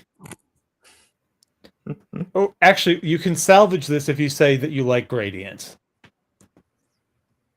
Okay. Gradient is fucking cool. They made one of the first cardioid speakers to ever be on the market. I know nothing of this. So have we exhausted this topic? Because I don't know what else really to. Yeah, I mean, the problem is that there's like. I guess I'm just surprised neither of you chose something for comfort, or like ergonomics, or like making it feel. Well, the better. HG800 is already sufficiently ergonomic for me. And the HG1, yeah, but its cable is terrible. It's comfortable. This is as far as comfortable. Oh, that's a good point. I hadn't really considered that I would. I mean, like, I already own this. Like, if I just had. Would it be a listen more cable? If I could get a free realizer, I would cope with the stock cable. Yeah. Okay. But if I'm paying for it out of pocket, the thing that I literally have bought is a cable that isn't a piece of shit. Yeah, I really dislike the HG800 cable. Oh no, it's the worst shit. Like Sennheiser, the only worst cables. May I raise you? Focal cables are worse. Yeah, I was gonna say the original Utopia cable is the single worst cable I have ever encountered on a headphone. Yeah, it's awful. It is absolute pure shit. Yeah. And HiFiMan's catheter cables are like are second to that. The stuff that they used to have on like the Aria and stuff. Yeah. And the old style HiFiMan silver cables. Those were so and they shitty. broke constantly. Yeah. All right, so Harchu said I think we should get into heard one hour. gradient and it was good, so Harchu is forgiven. You are not going to have your Finnish citizenship revoked. Let's dive into spicy hour. Spicy I don't hour. really Let's go. have anything else to fight about in Fight Club. All right, guys. So spicy drop taste. them peppers, guys. All right. KZO says cable recommendations for the HG800s. I also find them bad. So this is sort of the trouble. I would like us to have an HG800 Listen More cable, but I have one here somewhere. This cable is actually from the OEM of Listen More cable, but I can't tell you that because that would involve telling people the OEM of Listen More cable. Yeah. If properly modified, SimGod EA500 LM can sound very close to Sony IER Z1R. Is that a good thing? That's a good point. I have no idea if this is true. I've heard the EA500 LM. I did not like it at all, so I'd be curious what the modification is. Rob Hawk says, despite the incessant challenges posed by clampiness, full-headed persons tend to be way more smarter than the shrunken-skulled hordes that surround them. Another truly base take from Rob Hawk. Rob Hawk, what do I need to do to get you on Discord, dude? Like, it's great having you on YouTube streams, but I just need more. I need more of Rob Hawk. I think that's my favorite of Rob's things in the last few streams. Cameron, aka Golden Sound, says people focus too much on their main speakers and don't think about getting a good sub. Bad take. Yeah, Bad you didn't Cameron. expect that, did you? No, I actually think that's a bad take because, and this is going back to where we were before, for me, music is about the mids, right? And if you don't focus on getting speakers that have good directivity, that have a good axis response, you're going to end up with fucked mids. You may still end up with fucked mids, but may I make an observation about necessary and sufficient conditions, or is that no? You may not. No, you may not at this point. Okay. No, you may not. However, if you have good speakers, then not having multiple good subs in proper placements is a terrible idea. Yeah. So my counterpoint to what you're saying, Blaine, is, and this is purely just relegated to kind of the spheres we all mutually exist in, that being Discord, which is most of the people on Discord shopping for speakers in most of the places we frequent are pretty much buying from decent options anyway. Like Except even at the ATC. very cheap end. What's up? Except for the ATC people. Yes, but we don't talk about them. I will carry on this one-sided war until they send us a cease and desist. Wow. Even in the very cheap price ranges where you have stuff like the JBL and Kali's like various options, like you're basically starting from a very decent point when it comes to like mid-range directivity and stuff like that. So I would actually say that the people who are focusing too much on that aspect when most of the options are fairly good and not spending enough time thinking about a sub, there actually is a sub is vital. The thing that I'm squeaking about is that he said good sub. And I think that it's actually not true. I think that you can have a pretty shit sub and still have it be a meaningful improvement. Yeah. Speaking of shit subs, I'm gonna need your help to fix a shit sub that might be damaged. Oh, the Kanto? Yeah. Okay. I don't know if it's shit, to be clear. I just assume it is. It probably is. It's a Kanto product. Yeah. Hartu says headphones aren't at the level that we hobbyists should even speak of them without EQ. Most people aren't EQing though. We as hobbyists is doing a lot of work there. Yeah, but like even the hobbyists, even the people that quote unquote have brainworms are not EQing. But if you have the right brainworms, the right brainworms. Yes, many people would say those are the wrong brainworms. Oh yeah, but they're wrong. Yeah. All right. Subby Base says ear/peanut gain is just to trigger Blaine is a weird way to say ear resonance.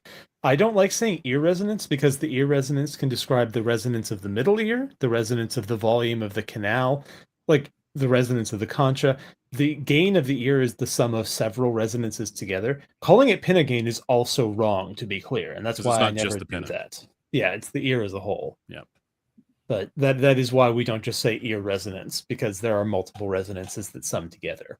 Yeah, correct. Blaine's favorite movie genre is body horror. If he's denying, he's lying. What the fuck? I think that comment is inspired by my getup. Although really, I think that I look more like Super Sentai at the moment. You know, I look like a Power Rangers villain. I also wouldn't have known what that is. What is your favorite movie genre? That's actually a hard question. There are not very many films that I have really enjoyed, to be frank. I don't like film as a medium. This is... What's your favorite movie? I don't like film as a medium. Well, no, I mean, so hold on. It's bet you're a ton of fun on dates.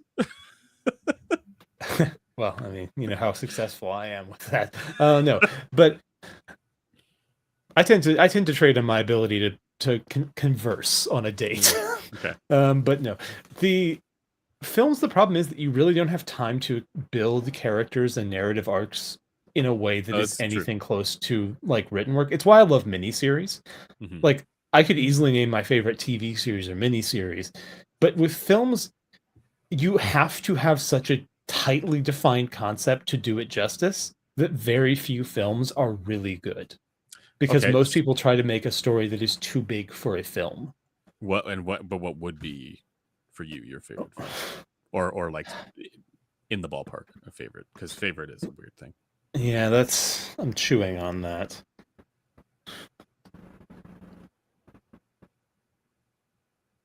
The thing is I don't like a lot of art cinema either. I don't know, like I've watched a lot of schlock movies because I just never really prioritized. Just like recent stuff that you've watched that you've liked. Oh, I watched almost no recent films. Did you watch Dune 2? I didn't even watch Dune 1. Did you watch... I feel like you're just kind of barking up a tree where you're not going to find many. Okay, what about miniseries? I mean, the best of them that I have seen... Well, all right, actually... So Conspiracy is really good. And that's the one that's about the Wannsee Conference. Okay. Wannsee? Wannsee? You know which one I mean. You don't? No. It's an HBO mini. WANNSE. I don't know the show, is what I'm saying. Okay, it's it's about the Nazis planning the Holocaust. Lovely. Chernobyl was also very good. Chernobyl was amazing. It was a very good human character drama that had a lot of good actors too. Yeah. Historically, I still haven't seen that. I guess I should consider myself missing out then, huh? Yeah. The original British House of Cards, I very much liked. I really liked the British House of Cards. I think that it is. I don't really think that the American House of Cards is that compelling to me because I feel like they took something that was a very tight series that did all that it needed to do in the right amount of time and just sort of stretched it into a million miles of Kevin Spacey. Mm-hmm. Which, to be clear, I wasn't averse to as such, but it was a story that I think doesn't actually have enough beats to be extended that long well. Okay. Bye, Greg. Some chat says Blaine is a Marvel guy. I can tell. I've watched Guardians of the Galaxy and it was okay, I guess. I like the second one, the one that had the. Is that the one with the brain planet? Yeah, the one that had I the think I daddy watched issues that as the one. theme. I thought that Yeah. was all right. I mean, I and the would third say one it I was thought was great, good too. but The one about being nice to animals. I like that one too. I don't think I saw that one. I don't watch many of those sorts of films, but for miniseries, Well, House of Cards, the British one, I have Conspiracy, and Chernobyl. there's a common thing that's happened to you know how like the pop version of things is regularly not as good as like the stuff that has more depth that is underappreciated, right? Like the popular thing is not you know what I mean, right? Like there's popularity is not necessarily as indicative of quality as like the thing that is less popular. I would say neither is indicative of quality. But what do you? Neither is popularity is not as indicative. Oh, actually, no. I do know a movie that I watched recently that I enjoyed. Sorry, I've been Godzilla -1. Oh, that was pretty good. I watched that one. Oh. That was a surprising film. I didn't expect that. I mean, it's not art, but I enjoyed it. So along this thread, the reason I'm bringing this up is a lot of people are kind of like ignoring movies that come out because the movies are trying to cater to this more popular kind of like snapshot, like time limited format, whereas TV series have the potential for being much longer story arcs and you can pack a lot more in it, right? And so there's a lot of better quality stuff that's coming out in that, and it has been for the last while, right? But I do still think there's room for the format of like, just because something is in a more limited format doesn't mean that there can't be some gems in there too, right? And I think of examples like I did enjoy Dune 2, for example, but the one that sticks out for me in recent times is the Batman, and I did not think I would enjoy it. But what I liked about it is that the Christian Bale Batman, or is no, it's the more recent Robert Pattinson. It's the most recent and one. there was Batfleck between that, right? Correct. Yeah, and that was not good. So like that's a good example of, and like to me the superhero genre is also quite silly and I don't really enjoy it. But what I thought was cool about the Batman was that they basically took this sort of like Dirty Harry kind of take on it, like film noir almost vibe with the whole thing, and it really worked. Like it was this really like heavily stylized kind of take on it, and yeah, I thought it was really quite good. And so it made me it took my brain in that direction of like, you can have things that take on this more pop format with a more pop kind of like superhero kind of motif, and you can elevate it by doing interesting things with it. Yeah, anyways, that's the only point there. Sorry, we got a super chat question from Sheep Dude. He says, how do you repair a dented but not punctured trace on an LCD2? You don't fuck with it. Hope that it does not degrade, but you may, like, that may turn into a rip that propagates and breaks the trace.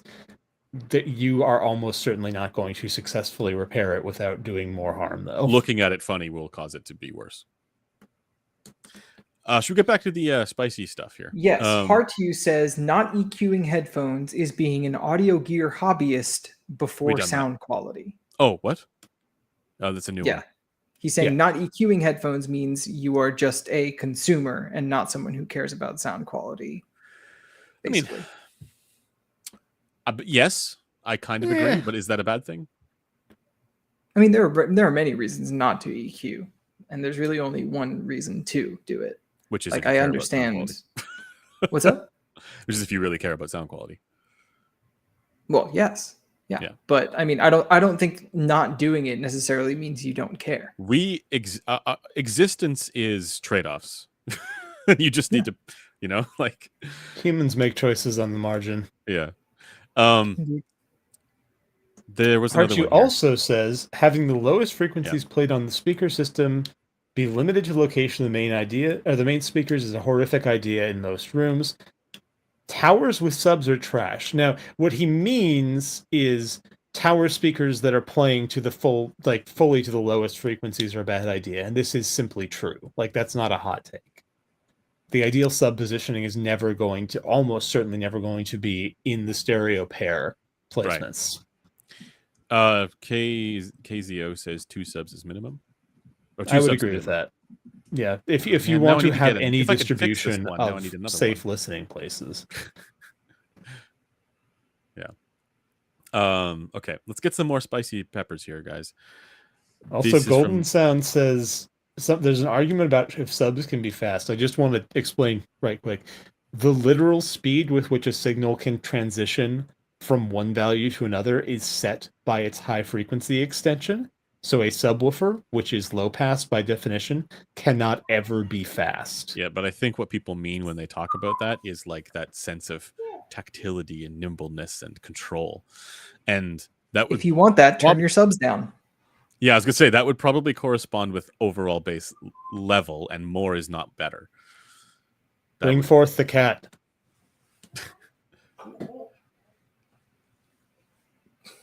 Cat. Our stream is immediately elevated. Like we've now shot up several tiers in terms of quality. I saw Taryn's cat over the yesterday. We went over to his place. Did you tell it to go on a diet? It is apparently on a diet. It is still an absolute monstrous unit of a cat. It's huge. I'm glad that this cat is on a diet. Yeah, that it's like absurdly massive. Yeah, that was a fun adventure around the different UPS locations yesterday to try and drop off all the different packages. I felt like Santa. Just with random headphone stuff. We were at a point where we're like, all right, is this box going to make it? I don't know. Let's see we're considering just like opening them up and being like, all right, I guess this one doesn't make it. But we actually did manage to get everything out. Except for the Nespresso machine, which I wish I had taken. Maybe not a hot take, but Harman IE isn't just a bad target. It has actively held back the IEM market from progressing towards better tuning for years and continues to do so. Ooh. I mean, I kind of like this too. Go ahead. Like, while I agree it's a bad target, I don't think it's necessarily that the target itself is stopping brands from progressing and trying things out. It's that the things that are tuned to this target sell well. But okay, I'm reminded of something that actually I think Joel said like a long time ago, which is sort of like a lot of these. If we're thinking of the widest possible scenario where you have IEMs tuned to any sort of HRTF like thing that is where Harman would sort of fit in that category versus the way that IEMs may have been tuned in the past, which is throw random shit at the wall and just like see what happens.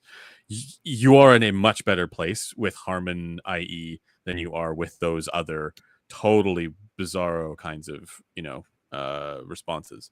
Even if Harman IE is ultimately not great sounding to many of us who find that level of ear gain objectionable. So just because you bring Joel up, I posted my review of Sony's IER M7 today for anyone who hasn't read that. Link in the description. It's the last link, I think. But Joel actually said in one of the servers we share, every time one of these really old IEMs, in this case the M7, is reviewed and it actually has a super solid tuning, I wonder if Harman actually made IEMs worse for a while. I only bring it up because you mentioned. Well, wait, but that's a Sony. Sony FRs are basically random number generated. But that's what the take was. And there is RNG better or worse than Harman? It's definitely things are a lot better now because the thing is that it used to be most people were buying shit like the JVC IEMs and shit. I would also say, Griffin, I mean, like, and then there's the campfire stuff too, right? Like, and that's yeah. I mean, there are plenty of brands who just do RNG, and that's it. Like, it's it's not uncommon. Here's another side of this too, which is that like there are a lot of companies that would be aiming for Harman and miss and end up with something that's actually better.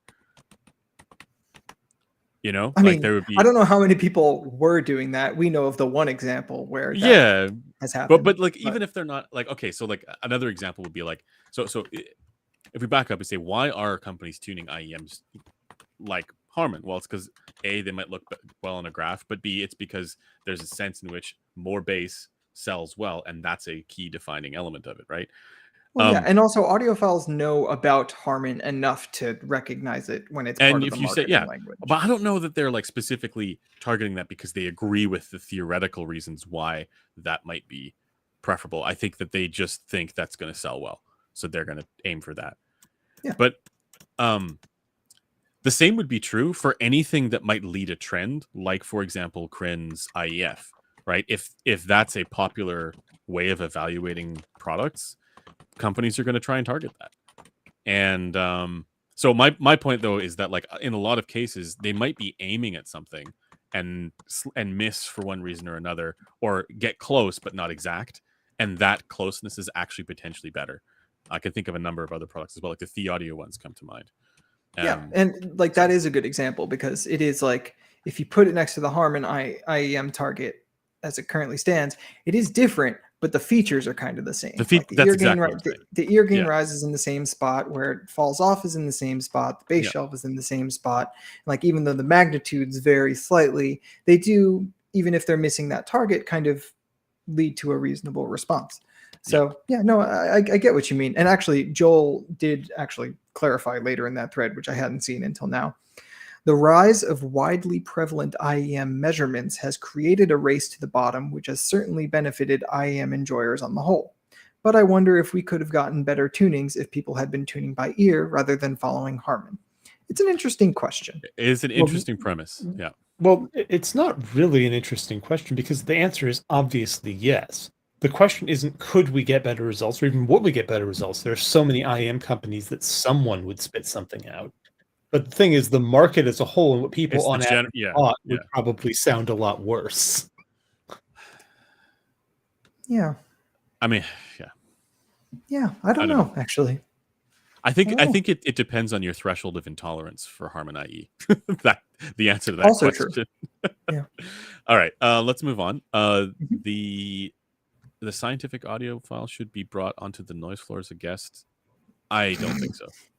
I have no knowledge of this person. I think that they've been mentioned before, but I've never interacted with this person. He's a silly goose. I know.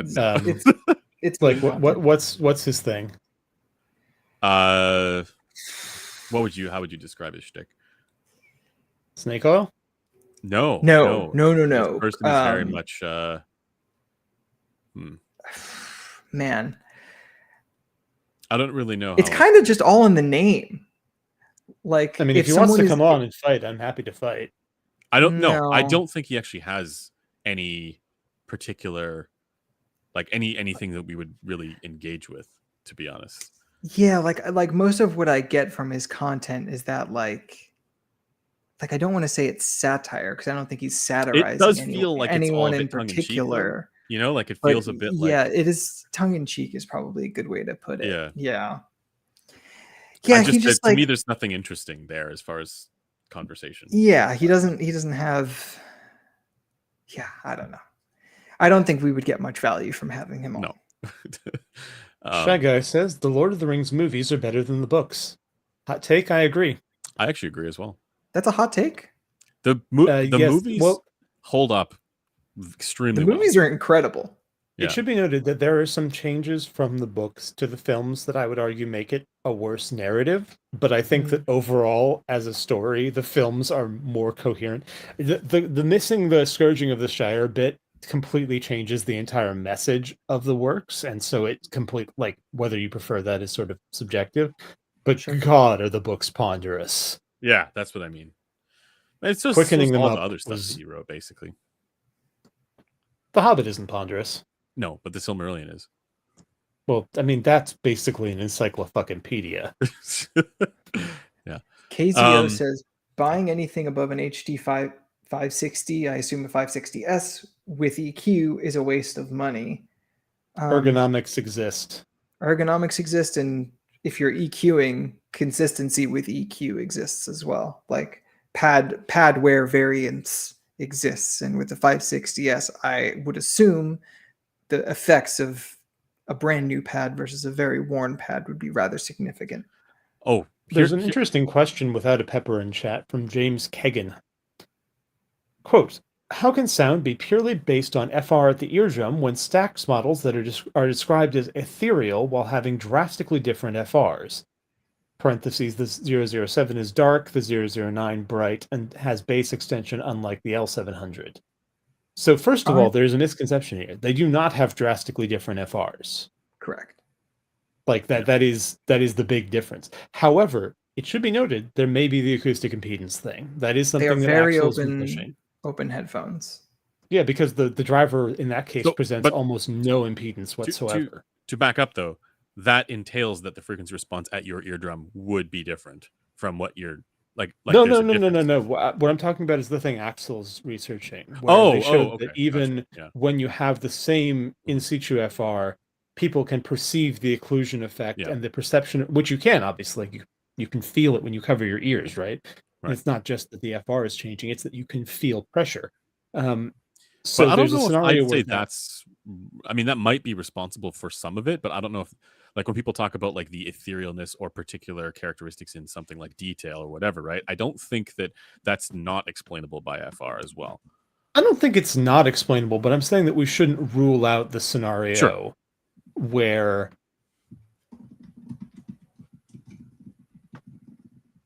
you've frozen in time. Sorry, someone in chat is saying that he measured a 20 dB difference switching between 2 amps. If you did, then sorry, just parenthetically, J-Man, if you have measured a difference that much, it is either A, measurement error, or B, the AC coupling of one of your amplifiers is fucked. Damping factors that high will never result in FR changes that large. It just mathematically can't happen. Anyway, back to the thing.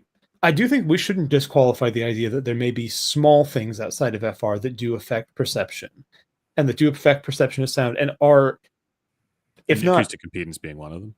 Yeah, or I mean, in absolutely. ergonomics, the question of having your ears having open. contact with the housing or the Yep. pads, like there are things that probably do impact how we perceive things that are not just FR at the eardrum.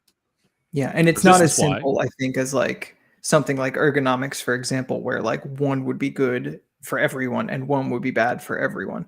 Like I think for people like us, something not touching the ear would perhaps lend an additional sense of detail. But for some people, their ear being smushed as hell might do the same thing. But I think this is like of similar influence to things like the language that we use influencing, or like the basically the audiophile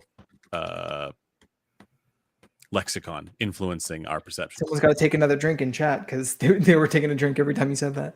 Yeah, but I don't know. I feel like it's just as influential, right? Like the body of understanding that brings you to a certain place is going to influence how you're engaging with the thing. Yeah, absolutely.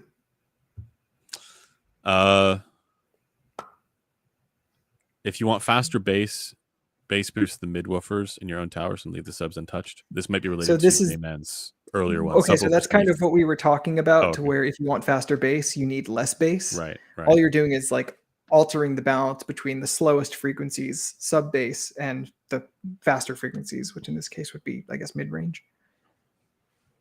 All right. Capra says, now this is a truly spicy take. HG800 cup shake makes it not ergonomic. I would like that to be elaborated on before we engage with that, because I want to know what he means about that.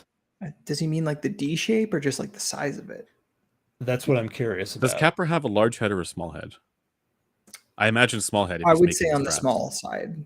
So maybe it's like so large that it's like pressing weird on the entirety of his face. And if it were smaller, it might actually angle and contour better. That'd be my guess. All right. Once you modify DF, it stops being DF. Okay. How do you feel about this one? Well, I mean, as in like tilt, right? Well, I mean, this is just a question of how we define words. Like, this is a semantic argument, basically. Oh, bingo. There's a bingo. It's true. Well, I mean, this is literally just a semantic argument. So the question is, is it still DF? Well, it's not pure DF, obviously. And you could say, oh, it's the DF in a sound field with that FR. And that could be true, sure. But I don't know. I don't think that there's a lot of useful content in saying this is or isn't truly that? It's like, are the different Harman targets truly the Harman targets? I mean, they're targets released by Harman that makes them the Harman targets. The in-ear one that was based on DF-HRTF is a Harman target and the DF target, as far as I'm concerned, even though it has changes relative to both of the more normal versions of both of those. And I just quibbling over phrasing. Okay. Which is largely what we do here for what Yes. it's worth, but we're good leaving it at that, I think. People who listen to music are more emotionally unstable than those who don't. That's like most people, my guy. Yeah. No, actually, okay, I'm thinking about this. So, okay, when I have in my life not listened to music, I have been really severely depressed, and that does have a really significant effect of deadening emotions. So I think that there is actually a case to be made that this is true. However, could be this could be a Gettier case, right? Because you don't all right. But Blaine, you know how this could be a Gettier case. I do Blaine know how this could be knows. a Gettier case. Yeah. No one else does. Nobody else needs to. KZO asking, is it worth, in my opinion? Yes, it is. Anyone who uses an HD800 would probably benefit from it if they find the padding of the HD800 to not be sufficient. I will have additional impressions on that in next week's show, assuming that it shows up on time. Actually, to be fair, I don't know what the Kappa strap is for the HD800. I only know for the HD6 series, and to me that was... Is it the same strap? Yeah, same kind of thing. I think he's changed the pattern of the texturing on top over time. It looks different. It looks better on that. It's a smaller weave, if you want to call it. Yeah, the smaller weave might make a difference. Yeah. But I did not like the HD6 one because it just... You're also bald. It's true, and also this HD6 is a very clampy boy.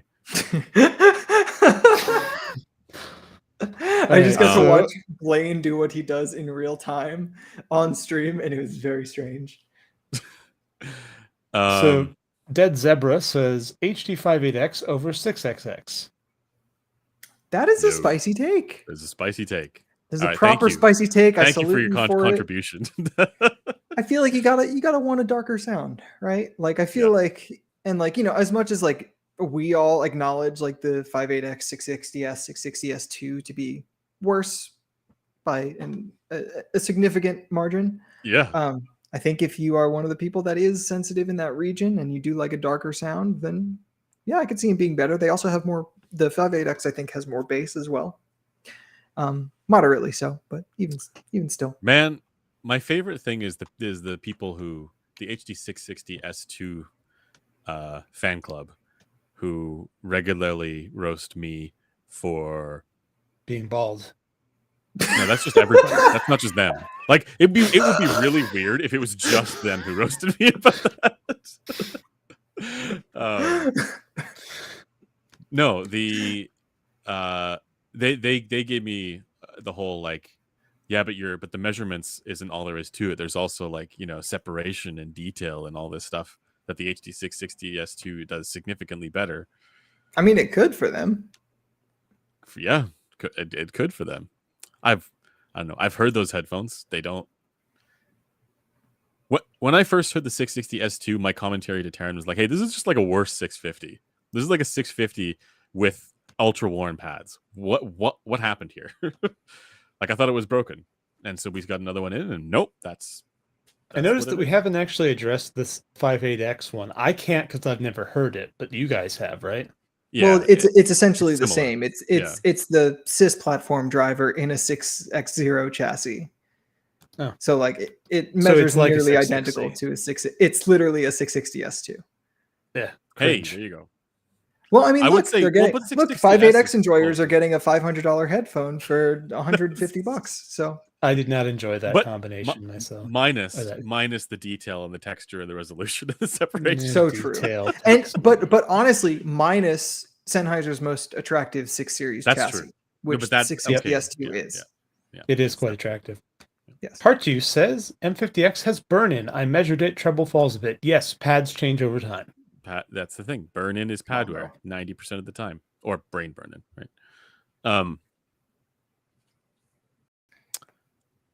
Updated spicy take. There's no such thing as a fast. Okay, yeah. Yep. Okay, no. So Jay, man, so you can view the changes to the FR of the sub in the time domain. It's true, but it is no more fast or slow than any other minimum phase EQ filter. So it is not really slow. It is just, it has, I mean, not like in the sense of it's shifting its time performance in a way that is unrelated to FR. I You want my could just say subwoofers it's to be slower. a bass mudded sub. I want my subwoofers to be the slowest. I mean, if you want that, you just want to low pass them at an extremely low frequency. Yeah, I'm trolling. Hado says thick pads like the massive cushions on the Sony MDR XB series of headphones are objectively better, and more headphones need to use similar pads. So those pads get hot. Like, I do love the feeling of like a plush, huge pad for like 5 minutes, and then it gets hot. Or like the pressure of something so big, and the headband usually not being well designed enough to actually accommodate all of that thickness plus the width of your head leads to a pretty clampy headphone a lot of the time as well. I do love like a big fat pad on a headphone, but like it's not the kind of thing I would choose to live with personally. We have an update from HeartU. He says that they were never worn, open boxed, measured, burn in overnight, measure again. Then in that case, it would simply be variation of placement. Yep. Like Yeah. if they were left on the fixture overnight, then it's likely just compression of the foam, which is what padware starts with. And if they were left off of it, it's just because you have to place them and you'll never get them exactly the same. I just think the burn-in thing is a waste of time. Like, there's so many things that could contribute a much larger magnitude to a difference in impressions between a headphone in one situation and a headphone in another situation. I don't know why people are so focused on it being burn-in when it could be so many other No, but things. it's because of that Well, idea from the speaker world, right? That's where. One thing I should note is if you expect to see burn-in, you should look at the low frequencies because that's where you would actually see mechanical change manifest. Yeah. Because it will change the compliance of the surround. Like and that's the the most resonance likely thing. frequency of the driver itself. Yeah, and you see that some manufacturers specify their drivers before and after burn-in for expected shift. Wavecore is one of them. But it's not something that you would ever, any end user should ever have a reason to care about. Oh yeah, no, I mean we're talking about like a 1 hertz shift. It matters if you're a designer. Yeah.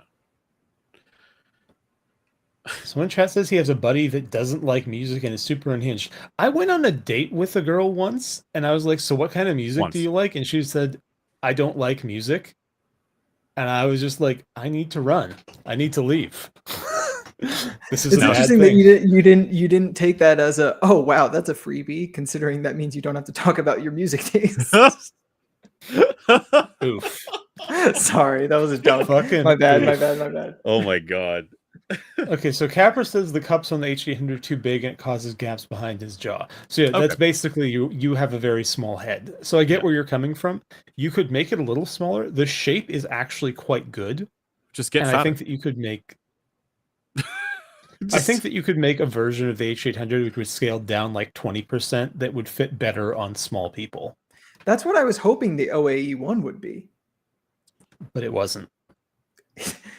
I can confirm it was not. Yeah, sadness all around. Someone in chat says, "Do I need to buy wigs to fully enjoy my headphones? Will you wear wigs?" No. When will you wear wigs? I need okay, we should probably end the stream soon because we've run out of spicy takes, but I did want to get from you guys, each of you guys, a recommendation, a music challenge. Because we didn't get that yet. And you mean like something that's actually going to be challenging to listen to? Yes. I don't know, man. Or something that like the voodoo one was a good one because I would never choose to listen to that. Right? Yeah, and you still didn't like it. I still didn't like it. Yeah. So give me something. I mean, this week I'm going to be listening to Uranka Rumpo, which is the new Korpiklani album. Salnan is a fucking baller song. I heard that on the single and I was like, hell yeah. I'm like, see, whenever Blaine talks about music, it's inevitably going to be some either like a Canadian maritime folk song or some unpronounceable Finnish thing that he's definitely butchered the pronunciation of. Right now, I'm torn between. Hey, we have recommending you Archie, guys, who's a native Finnish speaker. How bad am I on Rankanrampu? Please just say bad. Please wound his pride. I listened to a Finnish piano player recently, Eero Rantala. Very, very good piano player. You guys should listen to Chapel Roan. Okay, I'm adding it. Yeah, Blaine, I think you're muted. Chapel Roan? Yeah. Yeah, I see it now. All right, I got one for you guys. The guy says, say it again. Rankanrampu? I got one for you, Griffin. No. What's up? Storm Corrosion. Storm Corrosion? Yep. Is that the band? Is that the band and the album?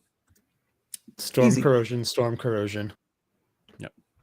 Should I listen to Storm Corrosion? I'm surprised if I would be surprised if you haven't already. I have not actually heard Storm Corrosion. Okay.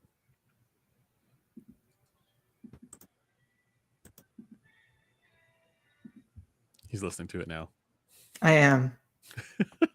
I'm just skipping through. No, you can't. You have to listen to it in its entirety in a dark I room. just wanted to get a vibe of like the you instrumentation type. No, it looks very, like very it's either gonna be metal or folk or prog or something else where like the entire aesthetic package is just like prog. cringe, and it's just like, am I gonna have to work through this, or is this gonna be something that actually has value? It seems like it has value if you listen to it in its entirety. Oh, but dude, it's so long. You have to listen to it in its entirety. And for Blaine, I have another one. I have one for you. It is, hold on. It is the, hold on a second. It is the Russian Octavists. Russian Octavists. Yes. The Russian Octavist? Yes. Singular or plural? I don't remember. Hold on. Can you link find it the name me? of the? I will send it to you later, but it's the Russian Thank you. Octavist. Yeah.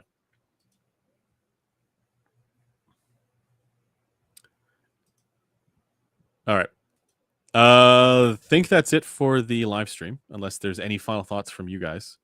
Any last words before we have? Well, I'd like to, of course, thank our sponsor, Headphones.com, who's really more accurately framed as our employer. It's the #1 place to learn about and buy headphones on the internet. And if everyone who is watching this does not buy headphones, then we will all starve to death. So please bear in mind that when you don't buy headphones, you actively harm us. And actually, I would just, on that note, I think a lot of people, like their like typical behavior is like they'll research a product and then they'll go to Amazon and they'll buy it. What they don't realize is that like they actually get better everything from headphones.com. They get better return policy. They get faster shipping. What else do they get? Better after sales service. Better after sales. Yeah. Better. They get to talk to Sam or April or Alan. Well, I mean, not just that. Like half the time when somebody's got a problem, they just message us. We send out something. They send the thing back, and then we have to fight with the fucking manufacturer to get it replaced. Well, we don't. We're not involved in that. But the team, Well, no, I mean that's our poor, long-suffering support people. You are also less likely to buy a product that has been the returned by someone else. Wait, what was that, Griffin? When you buy from headphones.com, you're also less likely to fall into the Amazon trap of buying something that has been hastily returned by someone else. And not checked by the that is something that they never really, they'll mark it as like resellable, but like it's often in. It's a real problem that I feel like is only going to get worse and is going What's to. What's weird is sometimes new stuff, like stuff marked as new, comes and it's clearly open box. So that's what this the subwoofer that is marked as could be defective that I have here. That's actually what that is originally from, because nobody at Amazon checked it. So we'll find out. Anyways, that is it for the stream. Thanks to everybody for watching. And a bit more of it. Man, right now, like I'm crashing from this and continuing to feel the effects of the other drink that I had earlier today. I'm just recommend. In horrible pain. Yeah, I'm just hungry. Yeah, I'm gonna go get a burrito. I'm gonna get a sandwich. I'm a sandwich guy. have a nice weekend, everybody. We should have some content out for you guys tomorrow. It's a video on how we get paid, if I'm able to finish it in time. I hope you do. I'm excited yeah. for that video. Yeah. Yeah, big thanks to. Oh, and Glenn, also for those who Griffin. haven't, go ahead and if you want to read a review of the Sony IRM7, that's linked That's in the up. description. Yeah. It's a good IM. And stay tuned for reviews on this, and also further discussion on new meta IEMs, because Blaine loves IEMs. So and true. on that terrible disappointment, we'll see you guys in the next one. Bye, everyone.